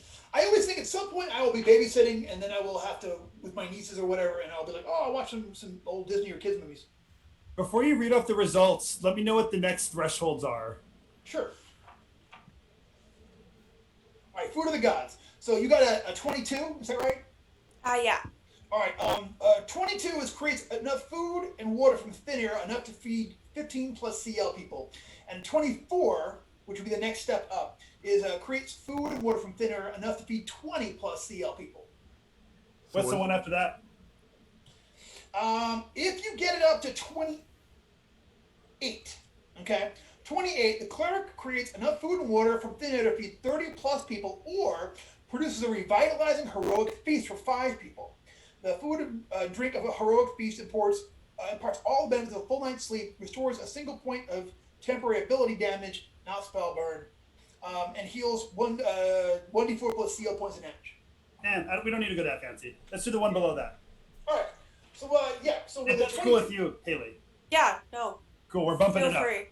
Yeah. So you like stand up and make the invocation to a god they've never heard of, but they all like are watching like every moment, and suddenly there's it's like moonlight goes across the table for a moment, and suddenly there's all of this like food, and tears, you know what I mean? People could not be more excited. And like for a moment, like all of the sounds of people dying outside are like, like they seem to fade away to these people. The servants go over and like, first they bring them to the king, and he's like, the Parker House rule, a Parker House rule. And then they all kind of share them. I will say there's enough for 20 there. So like, there's already a meat course. Is it 20 per CL or is it 20 plus CL? 20 plus CL. All right. So 22. Yep. Yeah. So there's enough food there where everybody is able to, everyone is able to have a bite of the future. And so for a while there, it gets utterly quiet. I'll let the person next to me have my share because I'm fine. Yeah, the everybody with a vizier eats of this. The vizier is refuses to eat anything. So I'm still chatting him up, and I was gonna. I wanted to take note of when you got when the king got kind of, I don't know, when the Lady Ariok like kind of snubbed him, and I would have nudged the vizier when that happened. I wanted to look at his face and see how he reacted. Was he like, did he feel like his king got humiliated, or did he find it funny that his king? All right, this is about empathy. So go ahead and give me a personality check. That's my strong suit. Nice. You're trying to read him, like vibe him out. I rolled a 18, so 17. Your strong suit. That's awesome. You can see that he was like, he kept a cool face to it, but he like when the princess Ariok got up to leave, like he definitely watched her leave like real carefully, and you think that you think that he is certainly not happy with the animosity between the two of them, and possibly has feelings for her. Cool. Well, I'm casting my Food of the Gods. Can I just make like ridiculously intense eye contact with the king? Like just like as intense as humanly possible. Gotcha. Like, oh, I can provide, but you can't, kind of.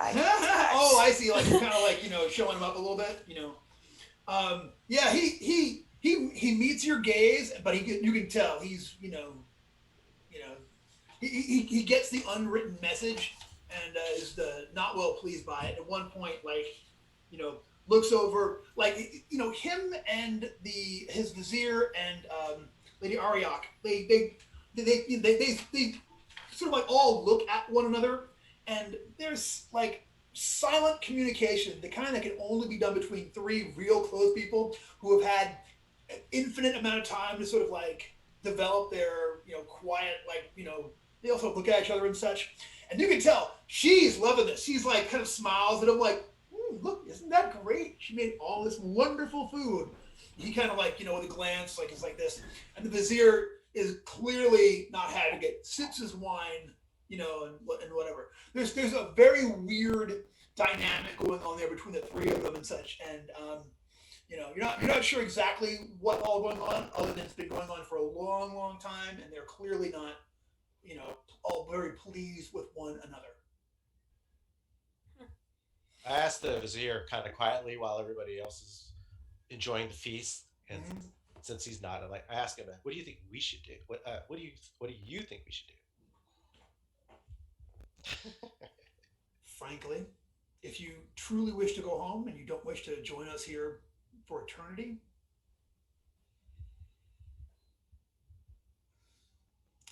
you should bring that sword back, and you should bring it to me. And I will make sure that what needs to be done will be done not rationally, but intelligently. Everyone, when the rune blade returns here, everyone is going to think that they know best. People who have never cracked a book in their lives are suddenly going to become experts on phenomenological issues in space and time. I promise you, they are not experts. I promise you.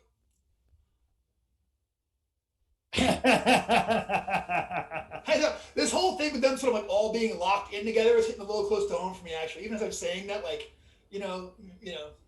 but he says, cool. I would return it to me. I shall see that the king has it once. I give you my word. If you return it to me, and once what needs to be done is done, I shall return it to the king. What's your name? I say Ernesto. Ernesto. He like looks over at Forrester, who's like literally just getting another piece of meat off somebody else's plate. He's not eating it. You know what I'm saying? And it's like, you're clearly I say Ernesto the Wise. Ernesto the Wise, of course. Why are you taking orders from this? Oh boy, I'm gonna get way in too deep on this because I know my personality checks aren't gonna hold. I'm here for the ride. That's what I tell him. Hey, where's the kid? Where's that kid? Didn't we have like the kid we were lugging around? I thought we dropped him off at a village somewhere. Yeah, oh, okay. He didn't come. You had two people that came with you to this. One of them who got killed, and neither of them are here. What happened to? You don't know what happened to? Dropped him off somewhere. Yeah, the kid, Zot. Zot is back in Ore. He got dropped off there, and he's going to make his way back to the city. You guys came in with Riff and Micah. Riff was that guard you guys threatened, and Micah was the brute dude. Yeah, the assistant miller who you guys. So Phoebe, you actually cured him of his like kind of his crazy. Actually gave you some clues that helped you guys get to where you were. Makes sense. I'm pretty awesome. I know, right? It took you guys an hour and a half to realize you were missing the kid that was supposed to be here. We're not the best babysitters. Hey, they were going to take him off for a life of piracy and ocean voyaging, mayhem. So, adventurous, am I right? Responsible. All right, so like maybe 10 minutes after you cast that spell, Phoebe, there's another crash, and like everyone looks at each other and they're like, "Go!" And like almost everybody gets up and they like, man, the North battlements, get ready, they're preparing to counter assault. And a whole, like, basically everyone's left there. There's one servant there that's like going over and collecting plates and things. And the Raven King says, "It is time. My men shall escort you to the lower levels, where perhaps you can put these things to right. Are you prepared?" I'm ready. You guys ready? Yeah. While he's monologuing, can I go over and see what the servants thinks on some things? Sure. I just would like to ask, who maybe is the best leader, who treats everyone the best out of the three. Yeah. She the servant looks over to you and like still has a little bit of like breadcrumbs like in his like and looks over at you. You know what? Give me a personality check, but you can go ahead with the gift of food. Roll a d30 and add your personality. Okay. Nice. Let me find one of those. We should totally pick at hirelings as long as, or not pick at people as much as we can. All right, Try I'm to gonna turn have to people do. to our side. I'm gonna have to do D10 with control die on this one. Cool. Oh, goodness. 15. 15. 17 with my 17 bonus. personality. All right. 17's not bad. He leans over and he's like, well, of course, they're all great leaders. The vizier is so intelligent. And, of course, His Majesty the King, he's just so decisive. But, but my lady, she of all of them, she's so sad all the time, with her powers reduced as they are. But she is truly the one that I would, I love them all. They're my leaders. It's been a long time we've been here. If you can get us out of here, I will be your slave forever. Priestess. I will. What is the name of the god that brought us that amazing meal? It is. Do I have a specific? Yeah, you're a Schul. You're a god. Okay. Sorry, it's not on my sheet. Is it not? Okay, my bad. Yes, you are a follower of Schul, god of the moon, inventor of laws. She says, free us from this place, and Schul I shall worship forever. I shall every morning I shall say that it'll be the first word that comes out of my mouth when I go to bed, and the last one before I go to sleep. I will promise you, just free us. Free us. It must end. Why am I a servant forever? Why is he a king forever? I've said too much. I've spoke. Forgive me. Please forgive me. It's madness. It's the madness that comes with being trapped here for so long. I must go. Speak your truth, man. Speak your truth. Please free us. Please. Thank you for the information, sir. Yes. Thank you for hold up like half a cream puff, whatever this is. Puts it back in their pocket. I'm saving it for later. She goes back to putting bussing tables and such. So the king is going to send his guards to escort y'all.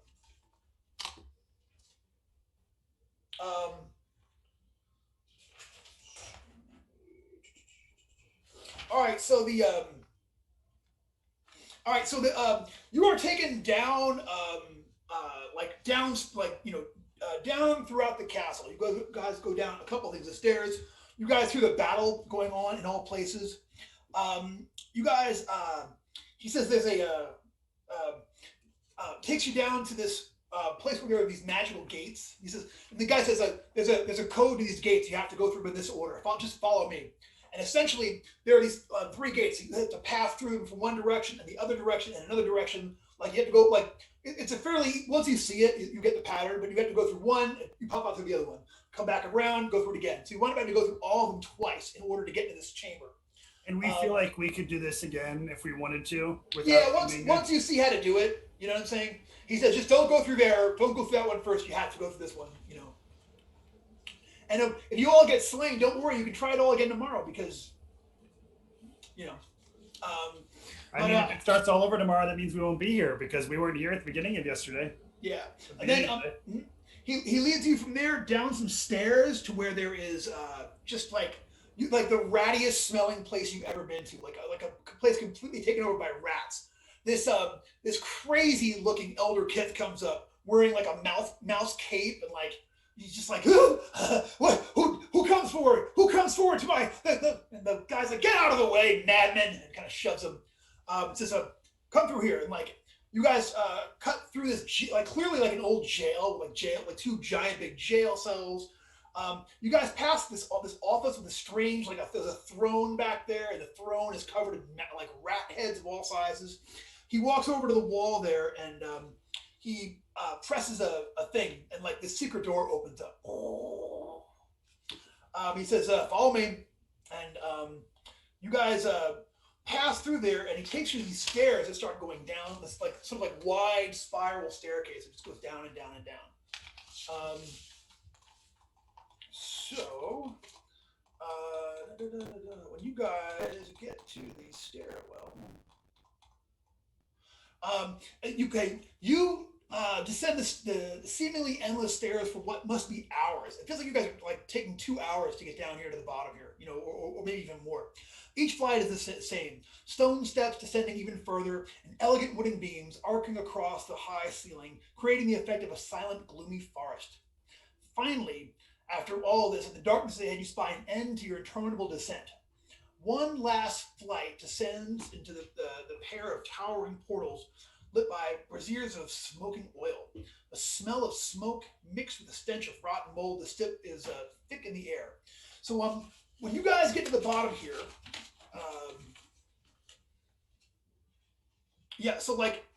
you are looking down this last flight of stairs, and these stairs, you see that you're like at the edge of this sort of like great, huge, big tower, like over this vast chasm. Okay, and beyond the tower is what appears to be some kind of a bridge. He says, I can't go any further than this. He says, but from here, be extremely careful. There, the prince has been down here for a long time, and there are many defenses down here. So mind yourselves. Magical defenses or physical? I know that whenever we send people down here, they die and they come back the next day. There's traps, there's fire. I'm not sure what They don't remember what they saw. It gets very vague, unfortunately, when you're trapped down here for so long. It's been so many cycles since we've tried to penetrate down as far as this. I can't. I feel like I've lived 1,000 lifetimes since the last time I've actually seen that stairway. He's just pointing there to the end. I'm sorry, I know that's not very helpful.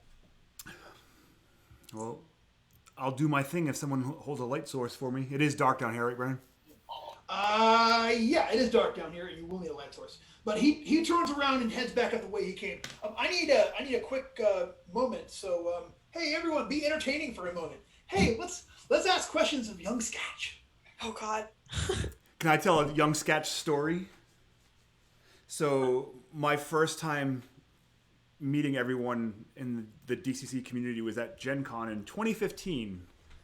And Haley was probably, 12 or 13, 11? That was, 5 years ago? Yeah. So 13? Yeah. And I briefly met, Mike Curtis. I played a game with Mike. I saw Brendan in this tiny DCC room that we had back in 2015 versus the humongous hall, we command now. And later that night was DougCon, and if you don't know about DougCon, it's Doug's kind of he hates when we call it DougCon. He prefers to call us other things, but it's DougCon. We usually play insane stuff. Catastrophe Island. Yeah, and that year it was Catastrophe Island 2, and I sat down. Harley was like, "Go sit and play," and I sat at James McGeorge's table, and sitting across from me was Haley. Her brother Connor, who we've lost, who no longer games. He's into girls and cars and other things now. And Nita Bittman, Job's daughter. So it was 3 kids, and I'm like, man, this is rad. There's these 3 children playing this game, and they were just mind blowing, what good players they were, and for how young. And then my favorite part of this memory though is I sat down and they were giving out swag. And both Haley and Nita took these pins. They were the DCC pins, or they were Cat Island pins, and just hucked them at me, almost welcome to the crew, and bounced it off my face. And I was just all right, awesome. And then we ended up fighting the ghost of Johnny Cash. It was great. That's a full day right there. Yeah. I think the first time I we was met there. was at GaryCon, and I think you were in my first ever GaryCon game. I think you were in Hole in the Sky. Really? I think- was in Hole in the Sky. I remember it. Yeah, that was my very first game I ever ran at GaryCon. We played a couple different times, a couple things, but that was the first one, and and you were like this tall, and it was Yeah. it's absolutely mind blowing me how time passes.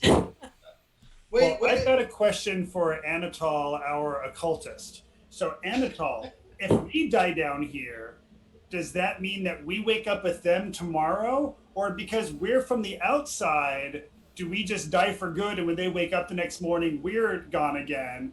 Or does that make us go back to our dimension and our time? So Brendan, can I make an intelligence check Yes. to see what I come up with? Absolutely. Sure. Well, yeah. Let's All right, go, so it's not Leroy bad Jenkins actually. I on this. rolled a 13, and I'll say, well, if we are beholden to the rules that govern this plane that we're on, I would feel that we would suffer the same fates as our hosts, which means that we would be reborn tomorrow.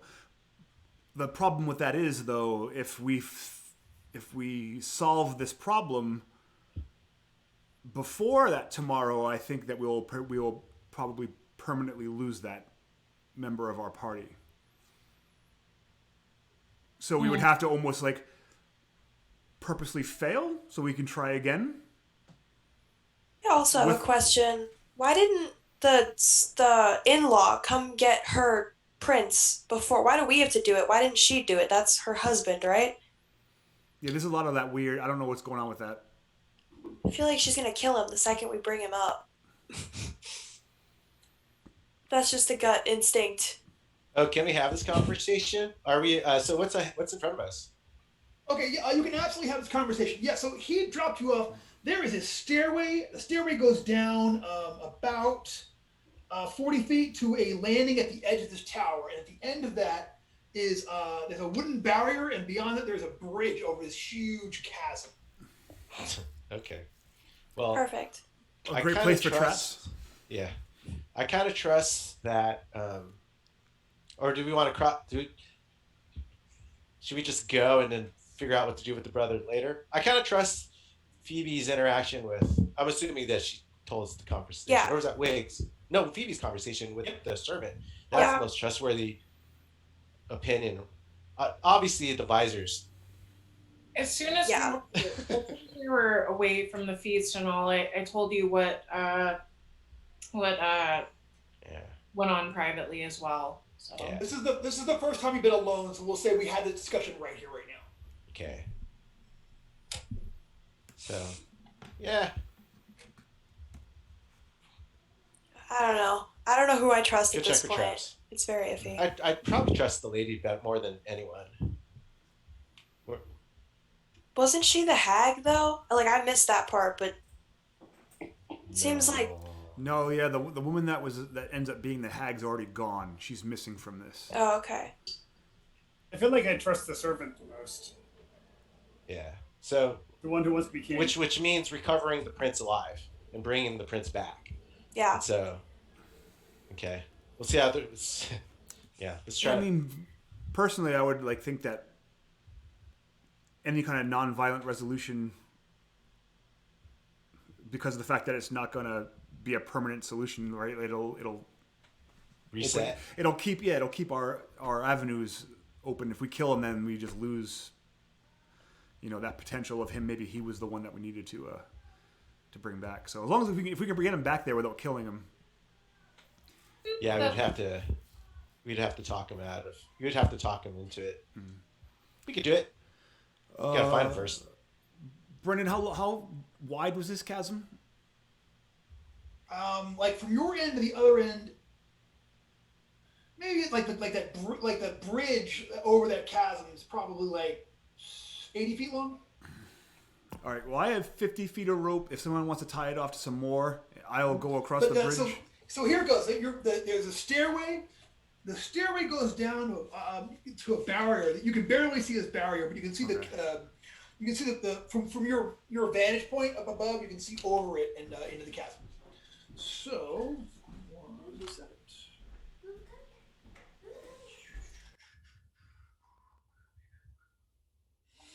Yeah, so that yeah, it's like a makeshift it's a makeshift like sort of like a wooden barrier at the front of the like the entrance to the bridge. And this bridge is an 80-foot span to Yeah.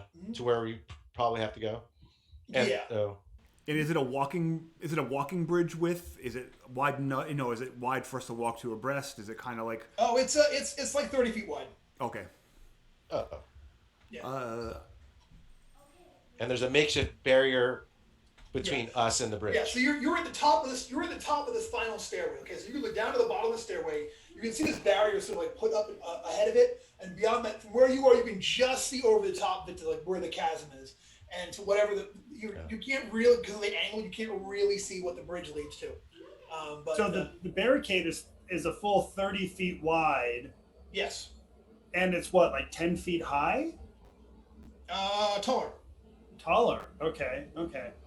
And then the bridge itself, is it like stone?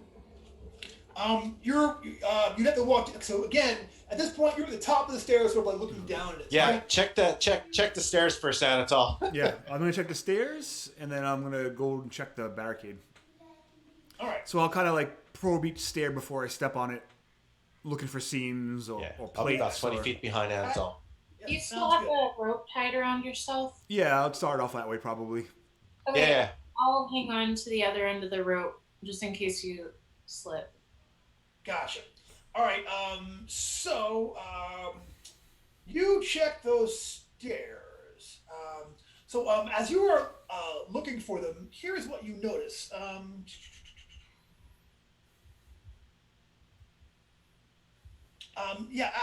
As you so you're checking every stair before you step on it. When you get down, Yeah, I was gonna say like within reason. I'm not spending a full like 10 minutes on each stair. I But get just you. Yeah.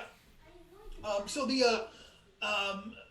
the end of the stairway, you see that there's a pair of braziers of burning oil that are down there that are like kind of like sending smoke up here. When you guys get up down to the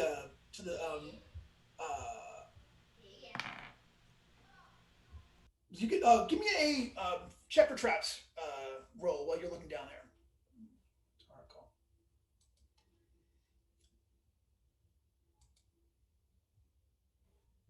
that is a 19. Yeah. All right. When you get down there, you get to a certain spot down there, and you find there is a trigger there. Like that one whole stair is completely like got some kind of trigger on it, and it looks like looking beyond that, it looks like this entire bank of stairs, like this entire little area of stairs as far down as you can look without actually climbing down them. They might be part of the trigger. All right, here's what I think. I think because it's an entire bank of them, that maybe they do the whole collapsing thing, right, and make you slide down. But I don't know that for certain. But it just seems to be like they're all involved in this trap. I look around. Yeah. I don't see anything as far as like blades that'll come out or things fall on me or anything. Do I? You just looking around, you do not. All right. Do I think that I can? Is it towards the bottom? No, this is actually towards the top of the stairs. This is Okay. you're only about 20 feet down. The whole stairs about 50 Do I feet. think if I? Just skip over it. You said there's a whole bunch of them though, right? There's like a bank of them. Yeah, there is a bank of them. Do I think? Well, I'll just try. I'm gonna try and disable the top one, and I want to see like if I am able to do that. If I think that it disables the entire trap, or if I have to do this for each stair. Sure. You know. Go ahead and give me your disable check. 15 plus 8. So what is that? 23. Yeah. So everybody else is hanging back a little bit. All right. Yeah. So you're like trying to figure like how this like what's how to undo this trap. When you do, something happens. Suddenly there's that smell of oil gets more and more intense, and at which point there's suddenly you see this sort of like rolling vapor of it must be oil oil vapor because it catches up on fire down there by the braziers, and a burst of flame starts coming up the stairs. You can give me you were watching for it, so you can go ahead and give me a reflex save and take +2 on top of what you normally have because you knew something was coming. You triggered it. Yeah. 19 plus 6 is 25. All right, 25. Yeah, you get out of the way, but the fire just gets, like I said, the fire just gets worse and worse and worse, and the actual timbers that are there over it start to catch up.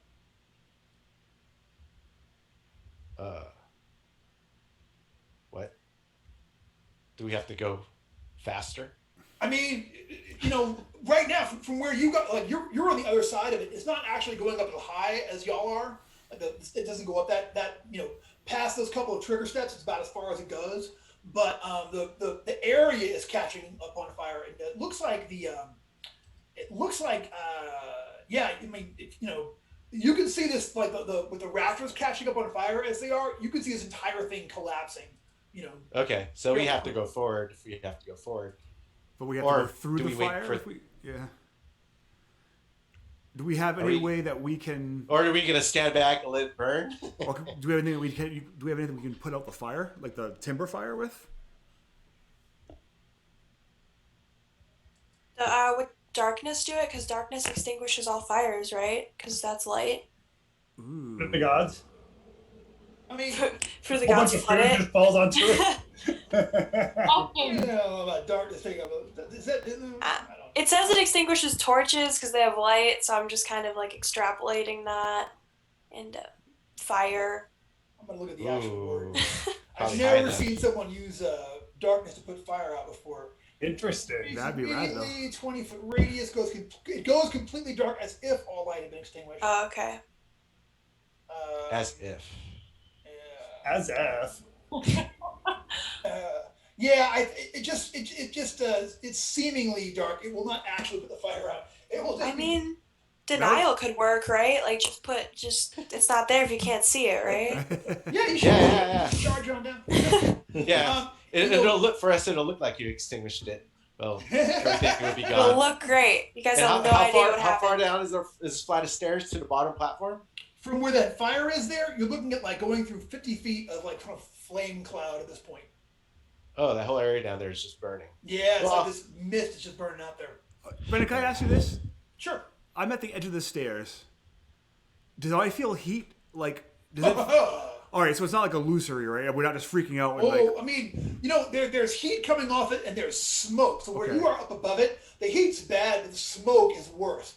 And it's starting to like really like come at you guys now. Like the longer you're up, the longer you're here, the just clouds of billowing smoke as the timbers above it start to catch up on fire. It's just getting worse and worse and worse. What about a reverse choking cloud? Is that something we got? Can we do like a let's come back tomorrow kind of thing?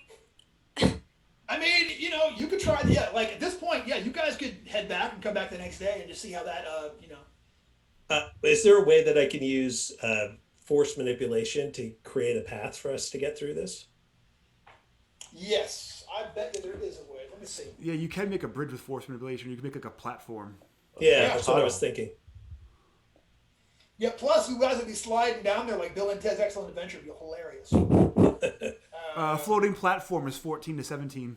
Yeah. Yeah, I'll say with a 17, you can make a floating platform and get down there. The smoke will still be bad, but you guys can get down to the far side. If you give me a 17 or better on that thing. All right. It's a 14 or better. It's 14 better, to yeah. 17, but it only carries 100 pounds per caster level, so we'd have to do it like one at a time. But What's higher? All right. Let's see if we can make this happen. let's see, higher up, those are various walls of force. You can make a tunnel. I'll tell you what. If you guys, okay, I see what you're going for here. Okay, you really just want a path to do this. So if you wanted to, you want to try like a unusual use of this spell. In other words, you want to make just a path y'all can all slide down and not get engorged in flames of. I will say, using the spell unusually like that, you can do it. You'll be rolling a d16 rather than a d20 for your check. 142. I will say. I'm really looking for area at that point. If you can get,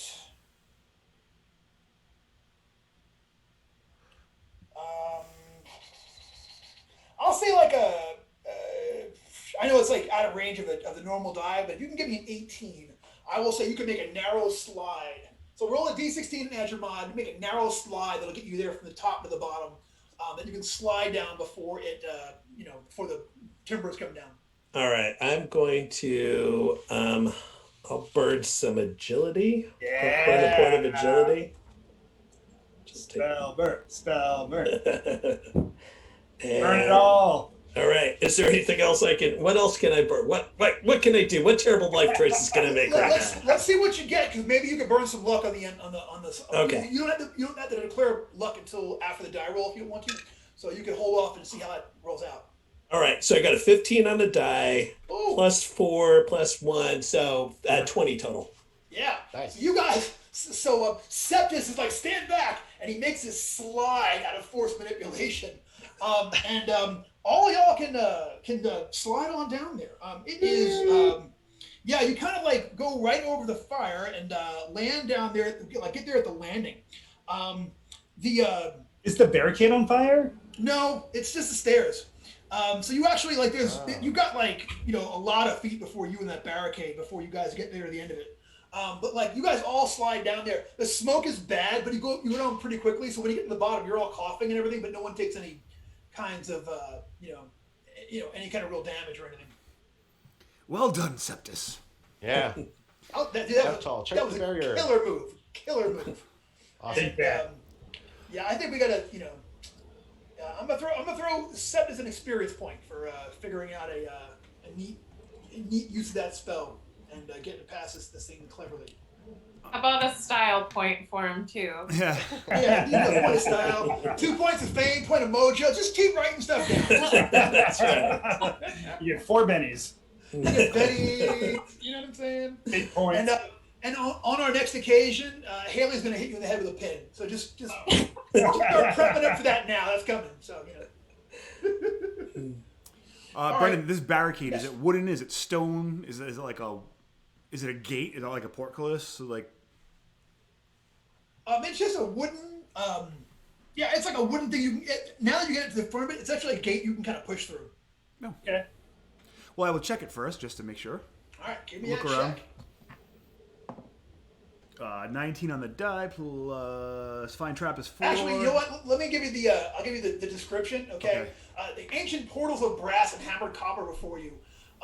This is also thrown together, but like it's the parts they use are decorated with bas relief, depicting an elder kiss funerary procession beneath a star-lit. I'm sorry. This is actually on the wall. The Scarlet Sky. Okay. You see a solemn figure led by a queen of inestimable beauty, carry the body of a regal warrior towards a high mountain cairn. This is actually on the walls on the outside of the barrier. The barrier has just got a gate and you can push through. All right, yeah. I got 23 just to make sure that the gate isn't trapped. Gate does not seem to be trapped to you, my friend. All right, and I'll try and push it and see if it opens. If not, I'll see if I can pick the lock or something. All right. No, you open it, and here is what you see on the far side. Okay, so there's a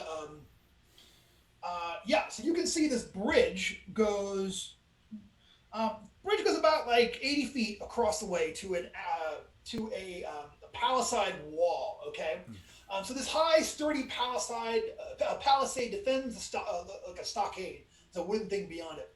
Past the wooden walls, you can spy the wooden ruins of a village, all in various states of decay. All these little buildings and things. There's a short tower, the second story barely standing, keeps a watch to the north. So what you were, I think I missed a description there. You know what? Okay, this is with the bridge from the bridge. Let me go back. Narrow stone bridge, crumbling with age, arches out into an enormous cavern, coming to a rest at a stalagmite. The stalagmite, titanic in size, like the rest of the chamber, houses what looks like a small village, separated from the arch by a wooden gate. So there's a bridge, there's a second wooden gate, and then this is all inside of this huge stalagmite, that village and everything that you see. Okay. It's all inside the stalagmite. All right.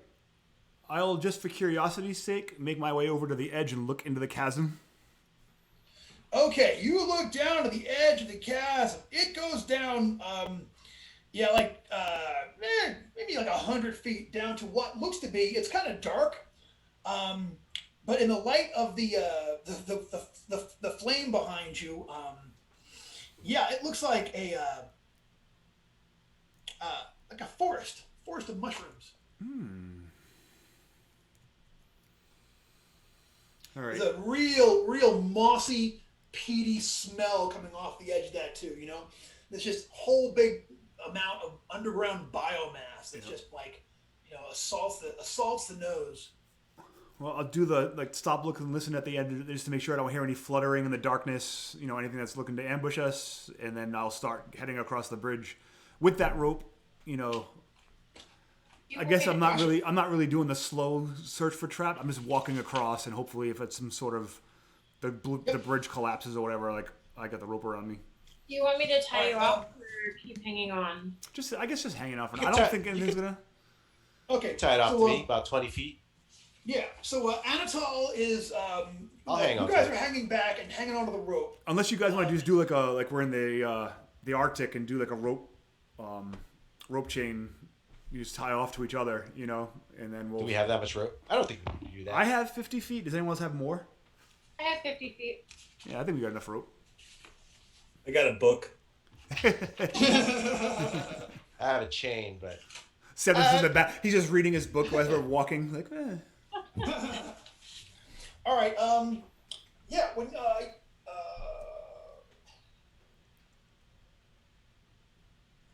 All right. So you get there to the gate, and the gate is locked. You can climb over it. You might be able to shove it down. and then can we see through the planks of the gate at all? Yes, you can see through the planks of the gate, and yeah, sure enough, beyond this thing is this bridge and this huge, like a hollowed out stalactite with this village inside of it. Does it look like is there a bar on the backside of this, or is it locked with like a keyhole type thing? There's a bar back there. Looks like it's not like it's like a probably a fallen piece of timber they found from this thing. It doesn't look like a really solid it does not look like it can resist a siege. Let's put it that way. I mean, I can climb over and just move the bar. Okay, try that first, and if it doesn't work, then we'll just bust it down. All right. You go to climb up on top of that. As you start your climb up there, suddenly there is a barrage of javelins coming down at you guys. Oh God! Yeah. So you were gonna take. So here goes. So you start making your way up there, and it looks like from up to like the right and left of the palisade, like these people sort of pop up. There are more of these elder kith, but they look like almost like the Walking Dead. They look ancient and just gray and like hideous. Their faces are all scrunched up and terrifying looking, and they're gonna wing some. They're still spry enough to throw javelins, though. It looks like. We're here to serve Prince Rimph. And the first one gets a crit, bro. I'll tell you. Oof. What's your armor class? My armor class is a 14. That's 2 hits. Man. I wish you were actually here to see what I'm putting down on this table here. You are going to get hit by. All right. Is he getting pincushion? Are they all focused on Anatol? Yeah, Anatol. Like you guys are back there holding the edge of the rope, and like Anatol's getting ready to climb over this gate, and they just start launching at him. How far up is he? How many? I guess to the end of the rope's distance. So well, we had done I thought we were gonna do the little rope. I thought he was climbing over the gate. Yeah. So yeah, he went up there to the gate. I mean, are you with him there? No, we're all down. We should be all at the gate. Okay, I misunderstood. I thought you were hanging back and letting him go across there. No, we were tying off to each other. Oh, I thought that was like 80 feet. All right, we're all tied off, and we're getting there. We're gonna start climbing over it. So yeah, so and that being the case, I will go ahead, except for that first one, which was a crit, and I gotta respect that. The rest of them, I will roll. They might hit some other targets to that. So you can throw them all at me. It's fine. I'm just saying. Well, if it makes more sense, if everyone's actually there, I mean, they can actually reach everybody else. So one goes at Septus, one more goes. My main point was to like. My main point was that my main thing was I wanted to try to catch Anatol if he decided to fall off, from Gotcha. getting pincushioned. Yeah, you can definitely catch him from where you are here. All right, so Anatol, I gotta roll my damage over because I was rolling them all at once. So you take 4 points of damage plus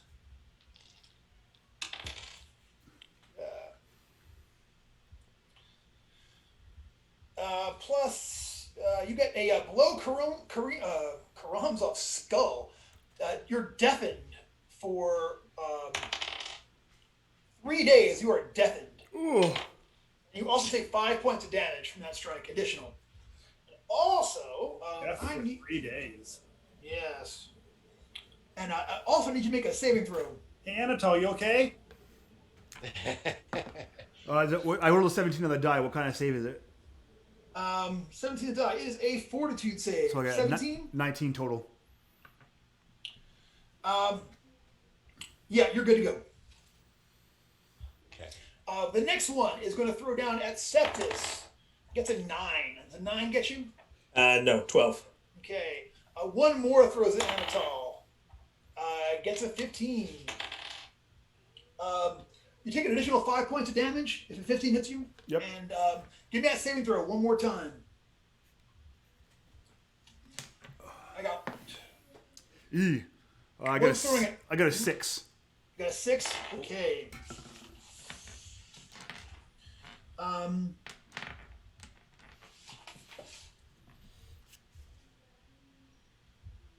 Jeez.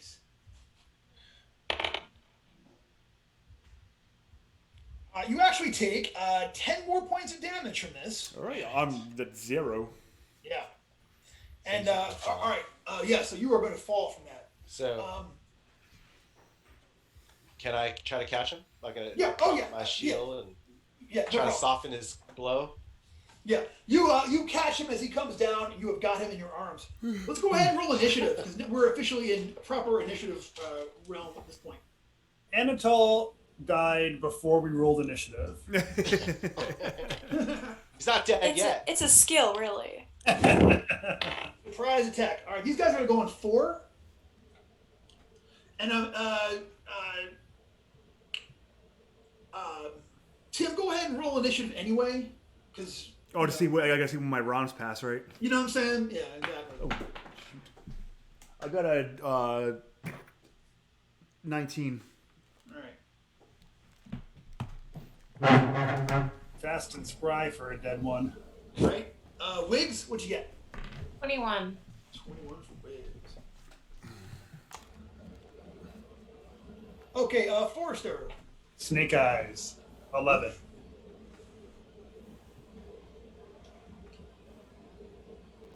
Okay, Septis. Been a hard day. I got a 9. You're right. Okay, Ernie. 12. 12 for Ernie. And Phoebe. I really miss my old dice. I got a 3. Goodness gracious. They are doing you a dirty. Yeah. Oh, Right. Brendan, I don't know if it'll matter or not. I probably shouldn't have added my agility into that initiative check, right? Since I'm unconscious. You know what? You're ahead of Ernie by a mile. So it's Okay. like it's the next person. So yeah.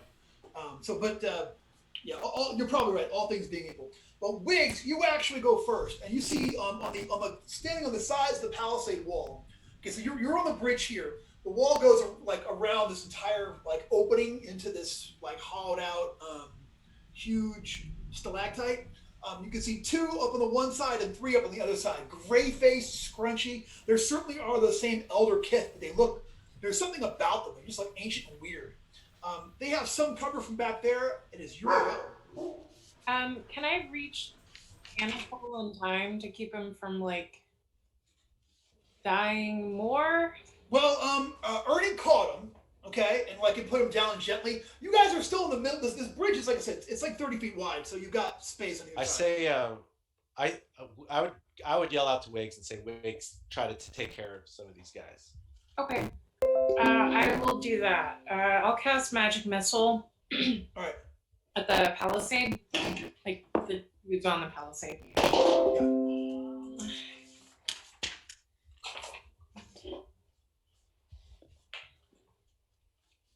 24.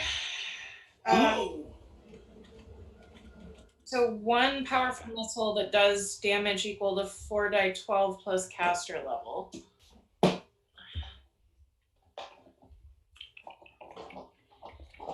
That's a. All right. So there's 5 defenders on there. You just want to pick one at random? Yeah. Or if are any of them grouped kind of close together? There's 2 on one side and 3 on the other side. I guess it doesn't. Well. Yeah, it says single target. Okay. Yeah. How? What's the next level up for that? Well, it's 24 to 27 is that. And then 28 to 29 is 1d6 plus 3 missiles. All right. The damage equal to 1d8 plus caster level. Where are you at with your luck right now? Actually, I'm really good. I think I'm gonna burn some luck. What is your luck at right now? Right now it's at 18. 18? Oh, wow. Okay. Because I burned mine down to 7. How about this? If you burn...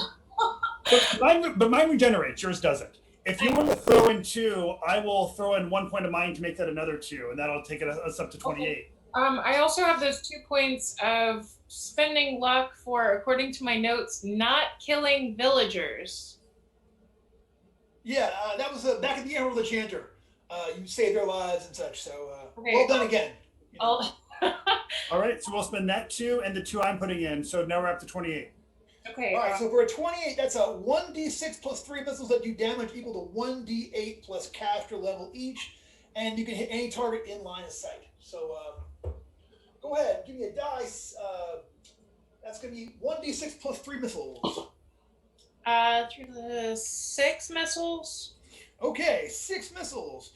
So there are 5 of these fellows. How do you want to divvy them up? I mean, I guess pretty much one's going to get 2, and the other will get 1 each. You said there's 5 people I can see? Yeah, you can see their heads popping over the sides there. I guess 1 for each, and then one guy gets 2. Gotcha. And Okay. they're going to do a die 8 plus caster level each. So go ahead, roll me a die 8 for the first one. So 6 plus 2, so 8 points of damage. Okay. Guy's still alive, but like he's certainly very injured. Roll for me for the next one. 1 plus caster level, so 3 points of damage. Okay. Next guy. 9 points of damage. All right, that one, you hit him and he falls over the back of the palisade with a scream. Collapses. 3 points of damage. Okay. 7. Okay, yeah, so they're all injured, some of them very badly, and the one of them dies. Collapses over there. Now, since our very first thing injured all of them and killed one, do they seem pretty wigged out? Haha, wig. That should be the official name for this procedure. You know what? They it's hard to read these guys. They look like I said they're ancient, gray skinned. They don't have much of a facial expression. Like the one guy died, but they're all there. Seem to be still fighting. Cool. All right. So anyway, it is Anatol. This is round 1 for you being down. Ernie, you are up next. All right. Am I glitching on you guys at all? Because my network seems to be kind of dropping out. No, you're okay. Every once in a while, Okay. Tim's is slashing every once in a while, but so far you've been good. Okay, cool. I'm gonna fight defensively. Is there one of those javelins? Never mind. I'm just gonna. Actually, yeah. Is there a javelin around that I can grab? Yeah, there absolutely is. Okay, so I want to grab a javelin. I'm gonna fight defensively. I want to be able to get between anybody throwing spears and Phoebe. Is Phoebe near me? Yeah. I assume so. You're And so all I kind want of to try to. I want to try to get between the guys chucking the javelin. Gotcha. And Phoebe, so Phoebe can go and take care of Anatol. So All right, and you're going to basically, be fighting defensively. fighting defense. That's Just so you guys know too, as far as the in and out, there is a thunderstorm happening over me, so if the stream drops, that's the reason. Just so you guys know. Hey, if you're watching at home, we apologize in advance if nature decides that we're gonna quit early. But hey, before you actually make your throw, give me an intelligence check for Ernie. Oh, intelligence check. Yeah, before you make your throw. Natural 15. You know what? When you pick it up, this thing has got a smell off of it. You think this thing is poisoned? Oh, damn. Gotta reek. Well, I checked it with a 15. No, I did not get my ID. You didn't get your deed? All right. So your regular things. What is going to cost? You know what? They've got some coverage behind the barrier, but that's enough to hit one. So go ahead and roll me damage. 4, 5 points of damage. Yeah, you kill one. So that javelin, like you throw that thing over there, and it catches that one in the face. And he just collapses on the other side of the barrier. You hear the thud as he falls over. And I yell over at Phoebe. He's like, I think our Anatol here might be poisoned. Got it. Cool. So it is Forrester. All right. Forrester is going to go ahead and throw a sling shot up at, because none of them are in melee range, right? No, they're all like, you can't even, like, if you can picture it the way the wall is, like you can't even get to under the wall where they are because you would have to walk off the bridge. You know what I'm saying? The palisade like goes like this. The bridge goes up to the front of it, so they're sort of like on the edge here, like throwing things where they're safe from melee attacks. All right. Well, then I'm going Murder Hobbit from a distance. So, oh yeah, that's lame. That's a 9. Yeah, you bank one off of the palisade. Ka-ting! Fight continues, and that's going to be Ernie and Forrester. It is Septis. Septis, my friend, it's time for you to do that thing you do. All right, I'm going to go ahead and cast Magic Missile once again. It worked out well last time. Oh, do it up. Not this time, though. So that's going to be a 7 total. Yeah, that one's not going to be so good. No. So you try casting that, you're going to lose Magic Missile for the rest of the day, and the fight continues. It is their turn, and they are going to pitch. There are 3 of them left, and they are going to pitch another round of javelins. I'm going to say where'd Ernie go? Dak. He said BRB, and then he put in his AC and hit points in the chat. That is so considerate. All right, so 2 of them are definitely going to target him since he got in front of Phoebe. So here comes. Number 1 is a 14 that is going to miss his 16. One is going to hit him though, and he will take 5 points of damage and needs to make that save versus poison. So double check. All right, I just put that into chat for him. Cool. Kitty! This is the campus kitty. Hi, sweet little baby. Hey, oh my God! You are so tiny. Hello, little thing. You can rub his belly for luck. He's so Oh, little. what a sweetie. Oh, little baby.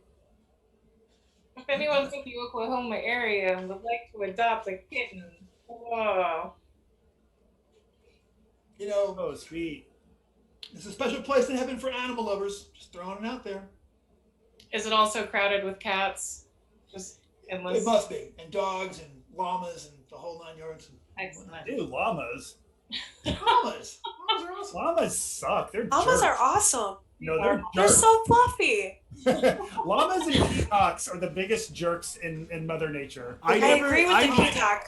I I never agree knew with the that peacock llama hatred was- assessment, but I gotta disagree on the llamas. Okay. See, I Also- Also, no one here has ever enjoyed a goose. oh yeah, gooses suck. That's very true. Oh, God. If you haven't owned chickens, rooster, they're called cocks for a reason. Just putting that out there. Yeah. Okay. But yes. I won't go into stories, but yes. All right, gotcha. All right, the last one is going to target someone randomly. One is going to be either Forrester, Phoebe, Septis, or... Actually, no. They didn't like that whole magic missile thing left, so that one's going to try to get Wiggs. Here it comes. Boosh! It's going to be a 13. That's exactly my AC.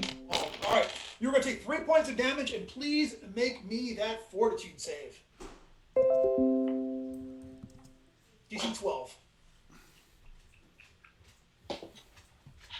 8. Yeah. So you feel this poison course through your veins, and you take 11. You take 11 points of damage from it. Ow. All right, I'm back to make my save. All right, go ahead. And that's it. DC 12. Oh, easy. 14. All right, you're good to go. Yeah, you it's that same the same poison of that javelin you threw. It had that same like really heinous mushroomy smell to it, but you managed to get it out of the wound before it actually gets you. So that is their whole thing. It is Phoebe.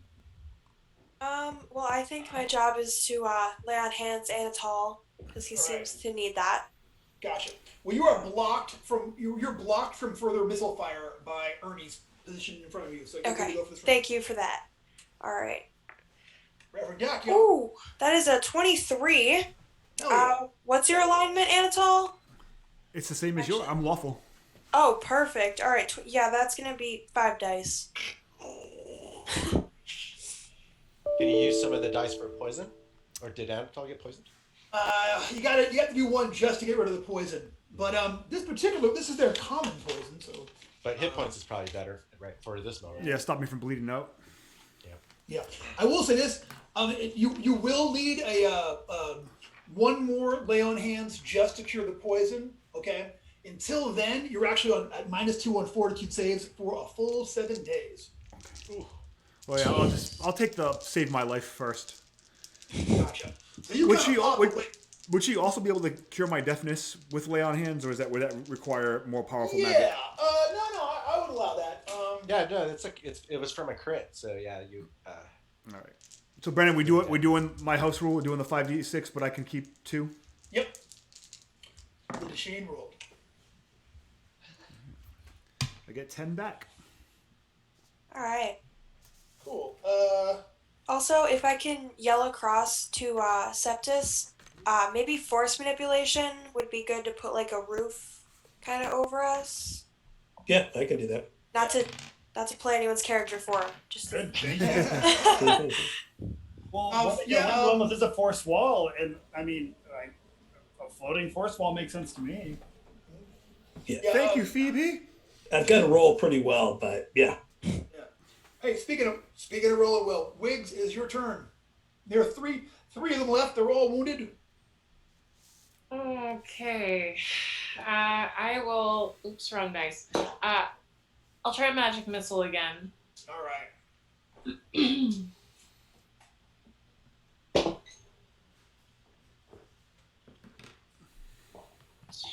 I did not roll well.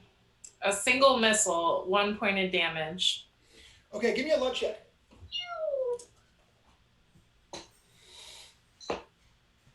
17.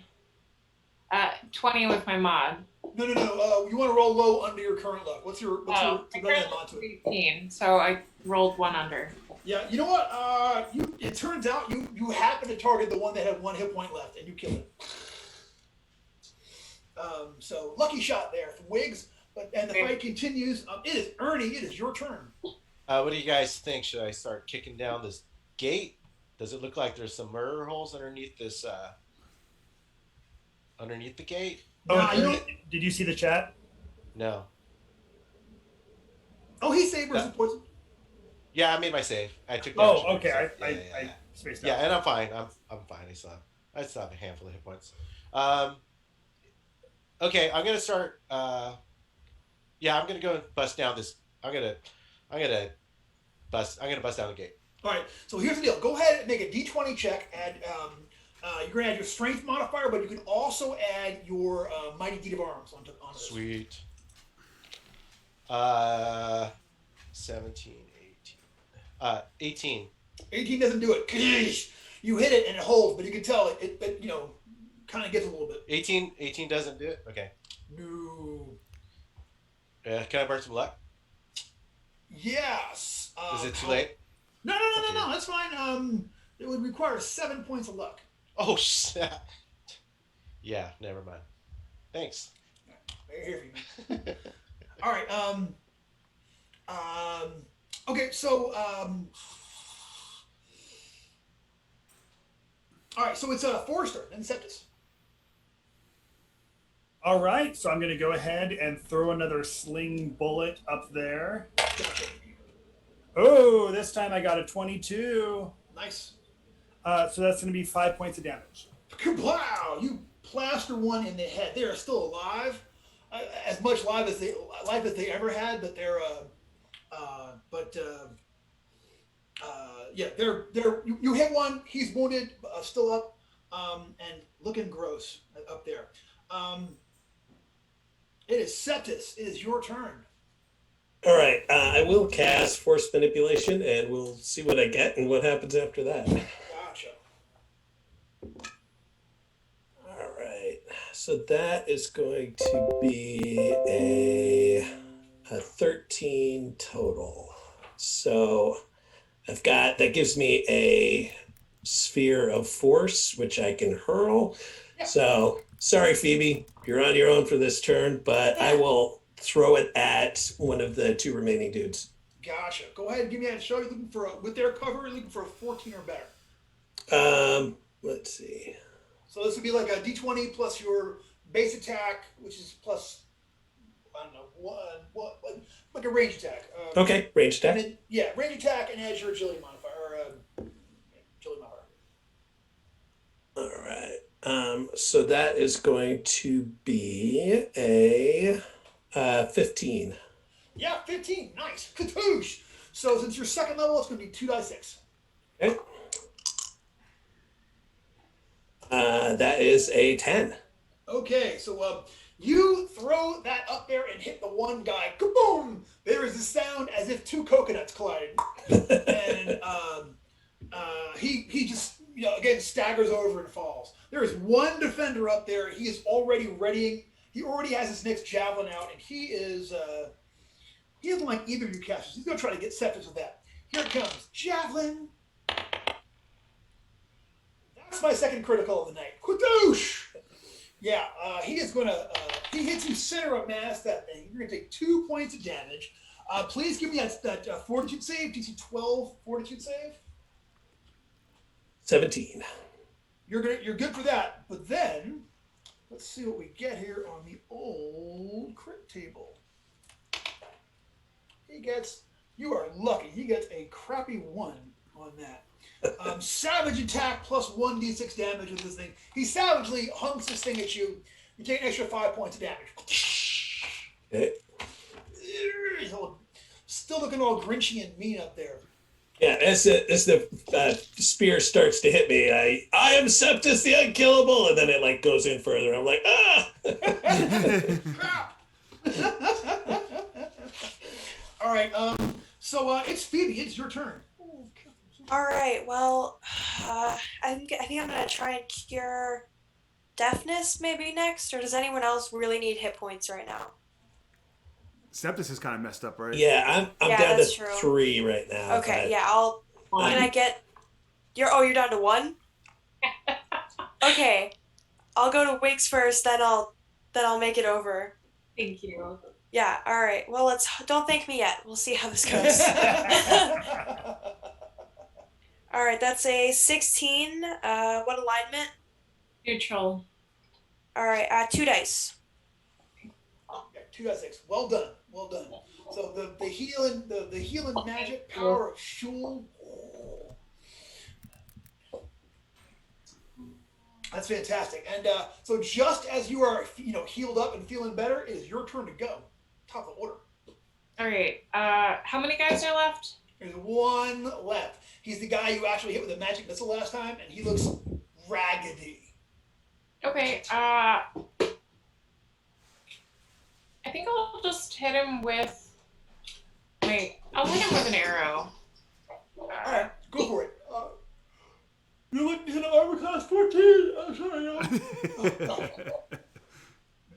Now you're making Haley yawn. Got me. Sorry, y'all. I popped awake at 3 in the morning. I've been up ever since. Oh no. I know, right? So Terrible. I'm like having ugh. Does 19 hit? A 19 hit. Let me check my chart here. Yes. Only damage. You don't have to roll. Open the You door with like a 20. Come on. I know. Harley made this module. This is a rough one. But you guys have done a great job so far, and you continue to do so. So yeah, you hit that one, and they kind of tumble over the outside of this thing. Ah! This one actually falls over the edge of the chasm. Whoa! So just out of curiosity, did the mushrooms explode when they hit them? Yeah, I want to see what happens as he's falling down there too. It's very dark down there. I mean, Okay. like you can see, but yeah, stairs still on there's fire? kind of yeah. You look behind you, and like the beams have collapsed now, like blocked off your way in from there. Cool. So Sure, that's the gonna be prince knows interesting. another way back up. Oh sure. All right. All right. So all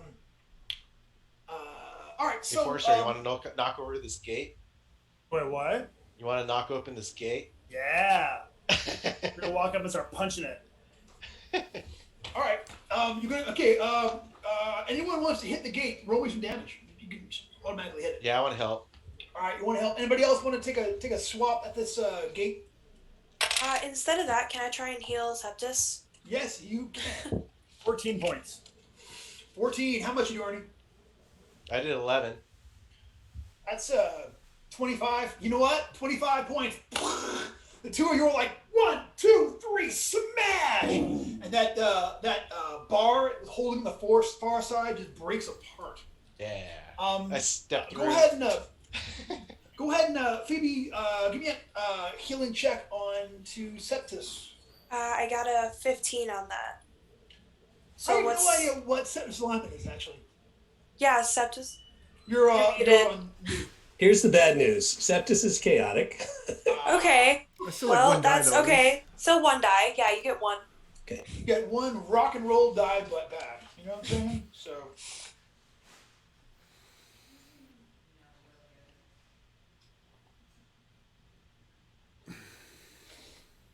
That helps a lot. Thank you. All right, what's on the other side of this gate? okay, so on the other side of this gate is this they're small, it's like a little ruinous village. Okay. So here is what you see. Immediately as you look through, there is like an entryway going into a little tower, and the tower like where the three defenders were on the sort of the tower on this one edge of the stockade. So there's an entrance into that tower that two of the defenders were in. There is a see right ahead of you. So the tower's off to your left. Right ahead of you, there is a small hut directly ahead, and off to your right, there's basically another hut. So there's a hut right ahead of you, a hut to your right. There's a tower to your left, and the back two areas there.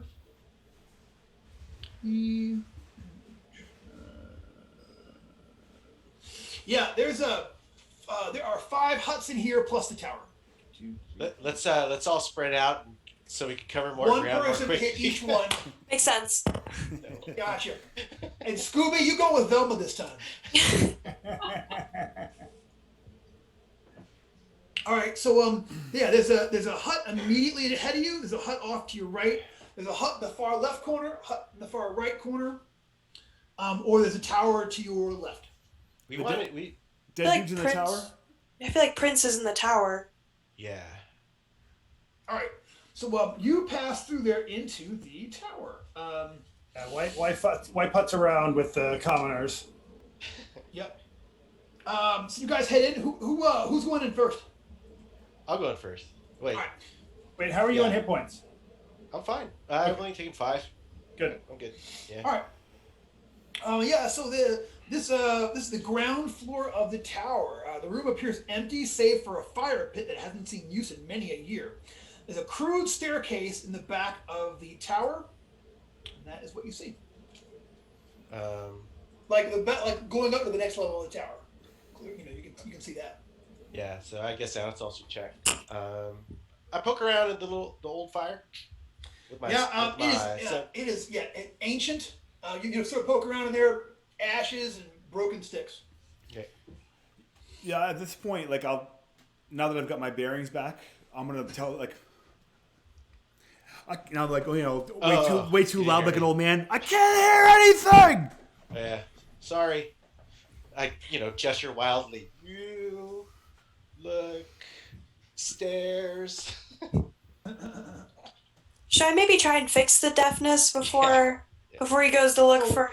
You can fix Anatol's deafness with 3 dice. Both, okay. And we're the same alignment, right? Yeah. All right. I'm keeping watch. All right. Wow, I just made that. I got Nice. 14, and that's my minimum. Praise Schul. Brendan, what was the effects of the poison? You said it was -2 to my fort saves? Yeah, you're -2 fortitude saves, -2 on fortitude saves for a week. For a week, all right, that's fine. I could always burn luck on fort saves if I have to, so I'm not too worried about that. Okay. I will investigate the stairs for traps, and then I'll start and I'll try and be as quiet as I can too if I need to sneak up there in case there's anyone still alive up there or. Gotcha. After the screaming. Yeah. All right. You go ahead and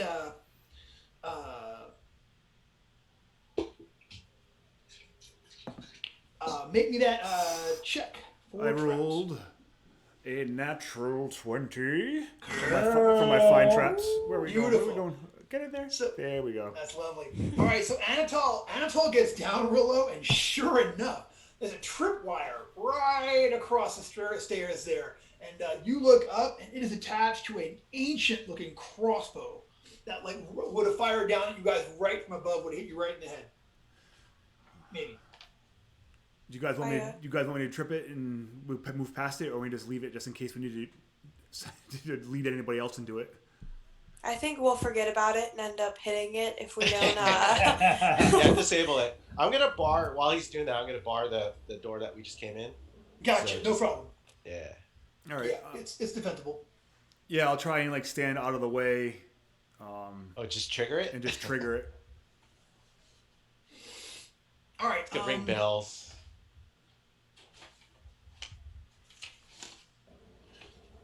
Okay, you trigger it, crossbow bolt, hits there in sticks into one of the stairway. We're gonna make our way up to the next level. Let this be a lesson to you designers out there. Make it a magical explosive crossbow bolt, so when players do that, it just no. That's what Grimtooth would do. So. Yeah. I was expecting worse. I was expecting alarms and the whole too, though. All right, I wonder. Let's go.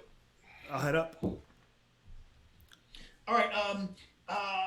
So you go up to there. So you make your way up to the second level of the tower. So when you get here, you can see where they were looking out over at you, and you can see that the one of these dead guys fell out, but there's 2 of them that are left there. And once again, they look like the same elder kith, but these guys are ancient. I mean, they're like crazy, wrinkled and shriveled. None of the elder kith you saw up there, even the vizier, who looks like an older fellow, none of them look anywhere near like this. These guys look like ridiculously ancient. I wonder if maybe my guess about alternate dimensions, maybe these guys are living in the same time that we're from. Maybe the keep is kind of stuck in a time where they're young and these dudes were banished or whatever, and they're the same age as the hag. That's why they look so old. Mm-hmm. Interesting. Could be. Really good point. What if they leave this time field and step out into ours and then immediately crumble to dust? They're my guess is they're pretty immortal because they're kith. Don't you live forever? You live forever, right? I don't know. I haven't done that yet. I'm like Not there yet. Oh yeah, I'm not to forever yet. um, Um, yeah, but it seems like maybe the prince and these guys are continuing to age, and they're whatever. So they're probably like 1,000 years old, while these guys in the tower, or the first guys we met, are just in that continual loop. yeah. I mean, I think it's a good hypothesis. We'll see if it. I guess I don't know if it changes anything either way, but Yeah, and it wouldn't change anything what we got to do anyway. Well, Right, we're gonna still try to get this prince. yeah. So on the second level here, there is there's a back room from the second level that you see. There's like a little archway going into the back room of the tower. All right. Before I head in there, Brendan, I want to see, do these dudes have any more doses of poison on them that I can pilfer from their no longer used bodies? You know what? Each one had one more javelin, and the javelins definitely had that poison smell. All right. I mean, I'll take a javelin. Why not? Yeah. All right. Yeah. You take a javelin. You have a javelin from area 221, and yes, indeed, are poisoned. Anybody else taking one? There's one more back here. Also, they each have spears on them. What are they wearing? They have a. Oh, I'm sorry. They actually have 2 poison javelins left each. So there's a total of 4 poison javelins left up here still. I'll just take. I'm just gonna take one and All right. leave the rest for these guys if they want. I am not interested. Gotcha. Okay. Yeah, let's go check out that back room. Yeah. So, speaking of javelins, you go back in there. It's fairly empty back here, except there are 4 javelins leaning against the back wall.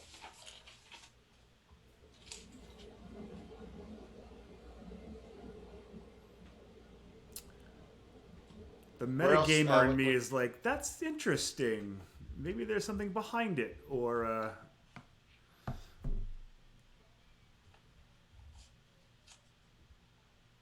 Wiggs, do you? I'm gonna pull the semi-racist Aragorn. What do you see with your elf eyes? I mean, I have a You're a whole bunch dumbass. of other eyes if you prefer. Yeah, I got some cow and some chicken and some. I'm not really sure what these are.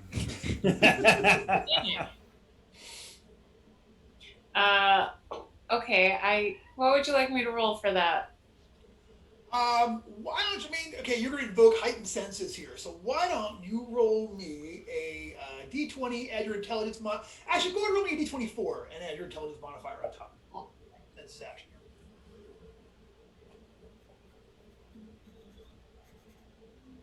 here. 16. Nothing except that these javelins have that same gamey mushroom smell that the ones from the defenders had. Oh. Only thing you detect here is More poison body. Yeah.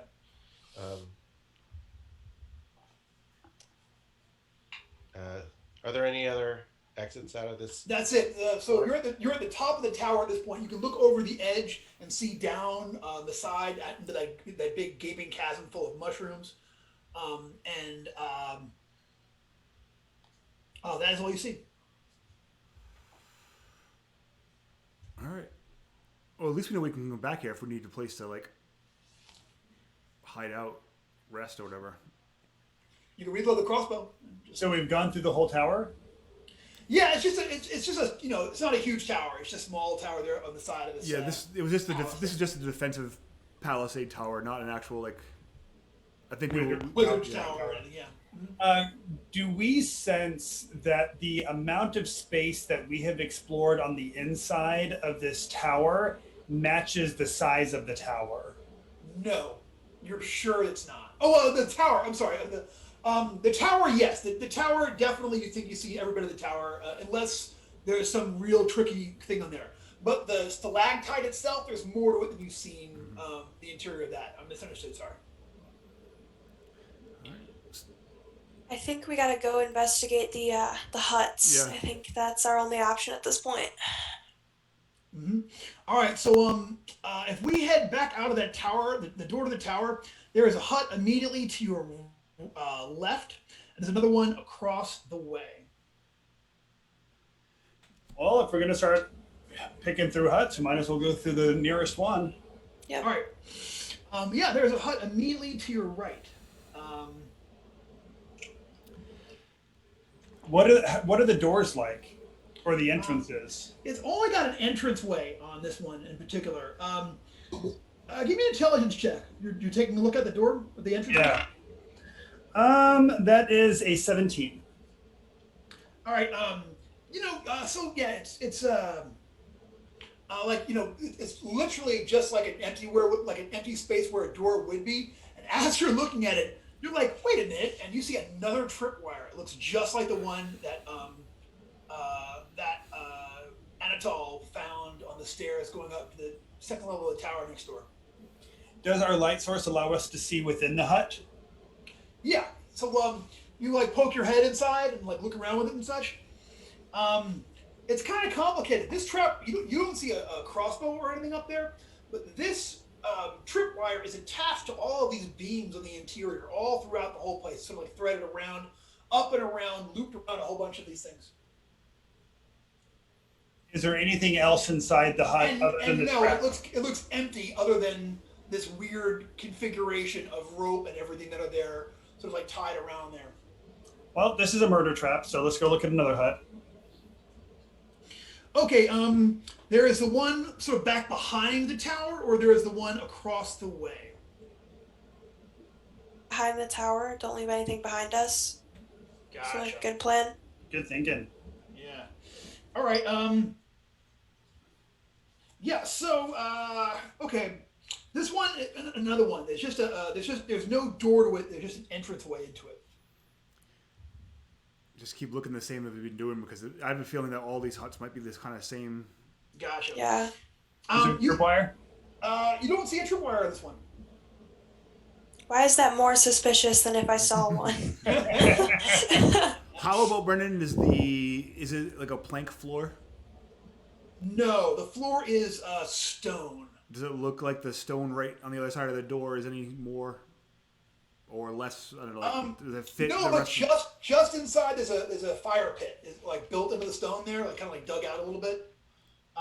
Is it otherwise identical to the other hut we saw, or is it pretty different? It is pretty different. Okay, there's a fire pit dug into the base of the hut. It's partially collapsed at one point. There's a soot blackened copper chains hanging from a beam placed across the walls. And hanging from the chains are several skinned rats peering over the fire. The rats' skins are affixed to the walls by spikes, whittled from dried mushroom stalks. And if that ain't some survivalist, action going on right there, I haven't come across it. They're not gonna want my food of the gods. They've already got food. They've got rats. Wait, so it's not just a fire pit, like it's an active fire pit with a fire in it. Is it actually burning right now? Yes, I guess it is. Yes, yeah. There is a fire in there. There is smoke coming from it, and it does seem like those rats are curing right there. It looks like they're making salt rats. There's a skin, like a kind of a weird skin of something draped across, draped on something on the wall across from the door the way in. Well, I wouldn't mind getting some salt rat. It's all you can eat, really. I could get you something better than salt rat. Just a suggestion. Salt rat's pretty good, and it doesn't go bad. That's true. You say that, but have you ever actually had Parisian salt rat? You're right. I can't compete with that. Would I be able to grab any salt rat with my crowbar without actually entering the hut? No, too far back. I have a grappling hook if you really want some salt rat. It's all right. I'm gonna let the salt rat go. I kind of want to see that play out, though. Wait, no, I can't let the salt rat go. I go in and I grab some salt rat. You walk in there and you can get, like I said, you can get a dozen salt rats from this thing. Great. I'm gonna check out that skin too. You go check out that skin. Yeah. Beneath that skin, there are 5 more javelins. And that skin is a lizard skin. Do I feel like I could wear it like a cloak? It'd be like you can wear it like a blanket over your shoulders. It's that big. It's that big. I want to test the lizard skin with one of the javelin points. All right, you kind of jab at it, nothing. But now that you're doing that, you can see where it leaves a mark on the inside of that skin, and you're very sure this has got the same poison on it that the rest of the skin did. I'd like to check out the mushroom stalks that the salt rats are hammered into the wall with. Is it anything that I recognize from any sort of alchemical components or anything like that? Give me a check. Give me a d20 and add your intelligence modifier to class level. That crit, natural 20. Yeah, you know what? Like, this is like some deep, deep down dwarvish underground stuff that, like, you'd have to. This is really rare bits here, like, you know, and it looks like that they're using this incredibly rare stuff to stake rats to a wall is amazing to you. Like, very telling. Like, you know, they must have access to, you know, some kind of amazing, you know, like, if you this much like back home on the you know, like, you can take this into an alchemy shop right now and get 10 gold pieces for this one stake. You know what I'm saying? It's really, really, really pricey, very rare. And that the fact that they're using it just to peg dead rats to a wall is like, what? You know. Is it tied to the poison in any way, or? Well, you got 20. No, this is a different kind of a mushroom. There's a I mean, there's a lot of different kinds of poison mushrooms, and there's a lot of poisons that you can derive from mushrooms, but not this particular one. This is good old, like, you would use this to make smoky powder to, like, come up out of, you know, if you want to do a fake seance or whatever. Mm-hmm. So listen, y'all, we're actually 1 minute till 9. So let's go ahead and stop here in this hut with you guys having examined it pretty well. But if you tuned in and watched, thank you very much for checking us out. We're very, very grateful. I'm down here in the basement now, and I can't get the internet well on my phone, so I wasn't able to really hang out in the chat room and all. But thanks for watching. Thank you for showing up. Huge thanks to our special guest, Camdon, for showing up. And, you know, thank you, Camdon. You are always welcome here on the Blaze thing. And, you know, welcome Young Skatch as well. And thanks all y'all. And I hope y'all will tune in again next week for even more fun. See you then. Bye, guys. Bye. Bye, friends.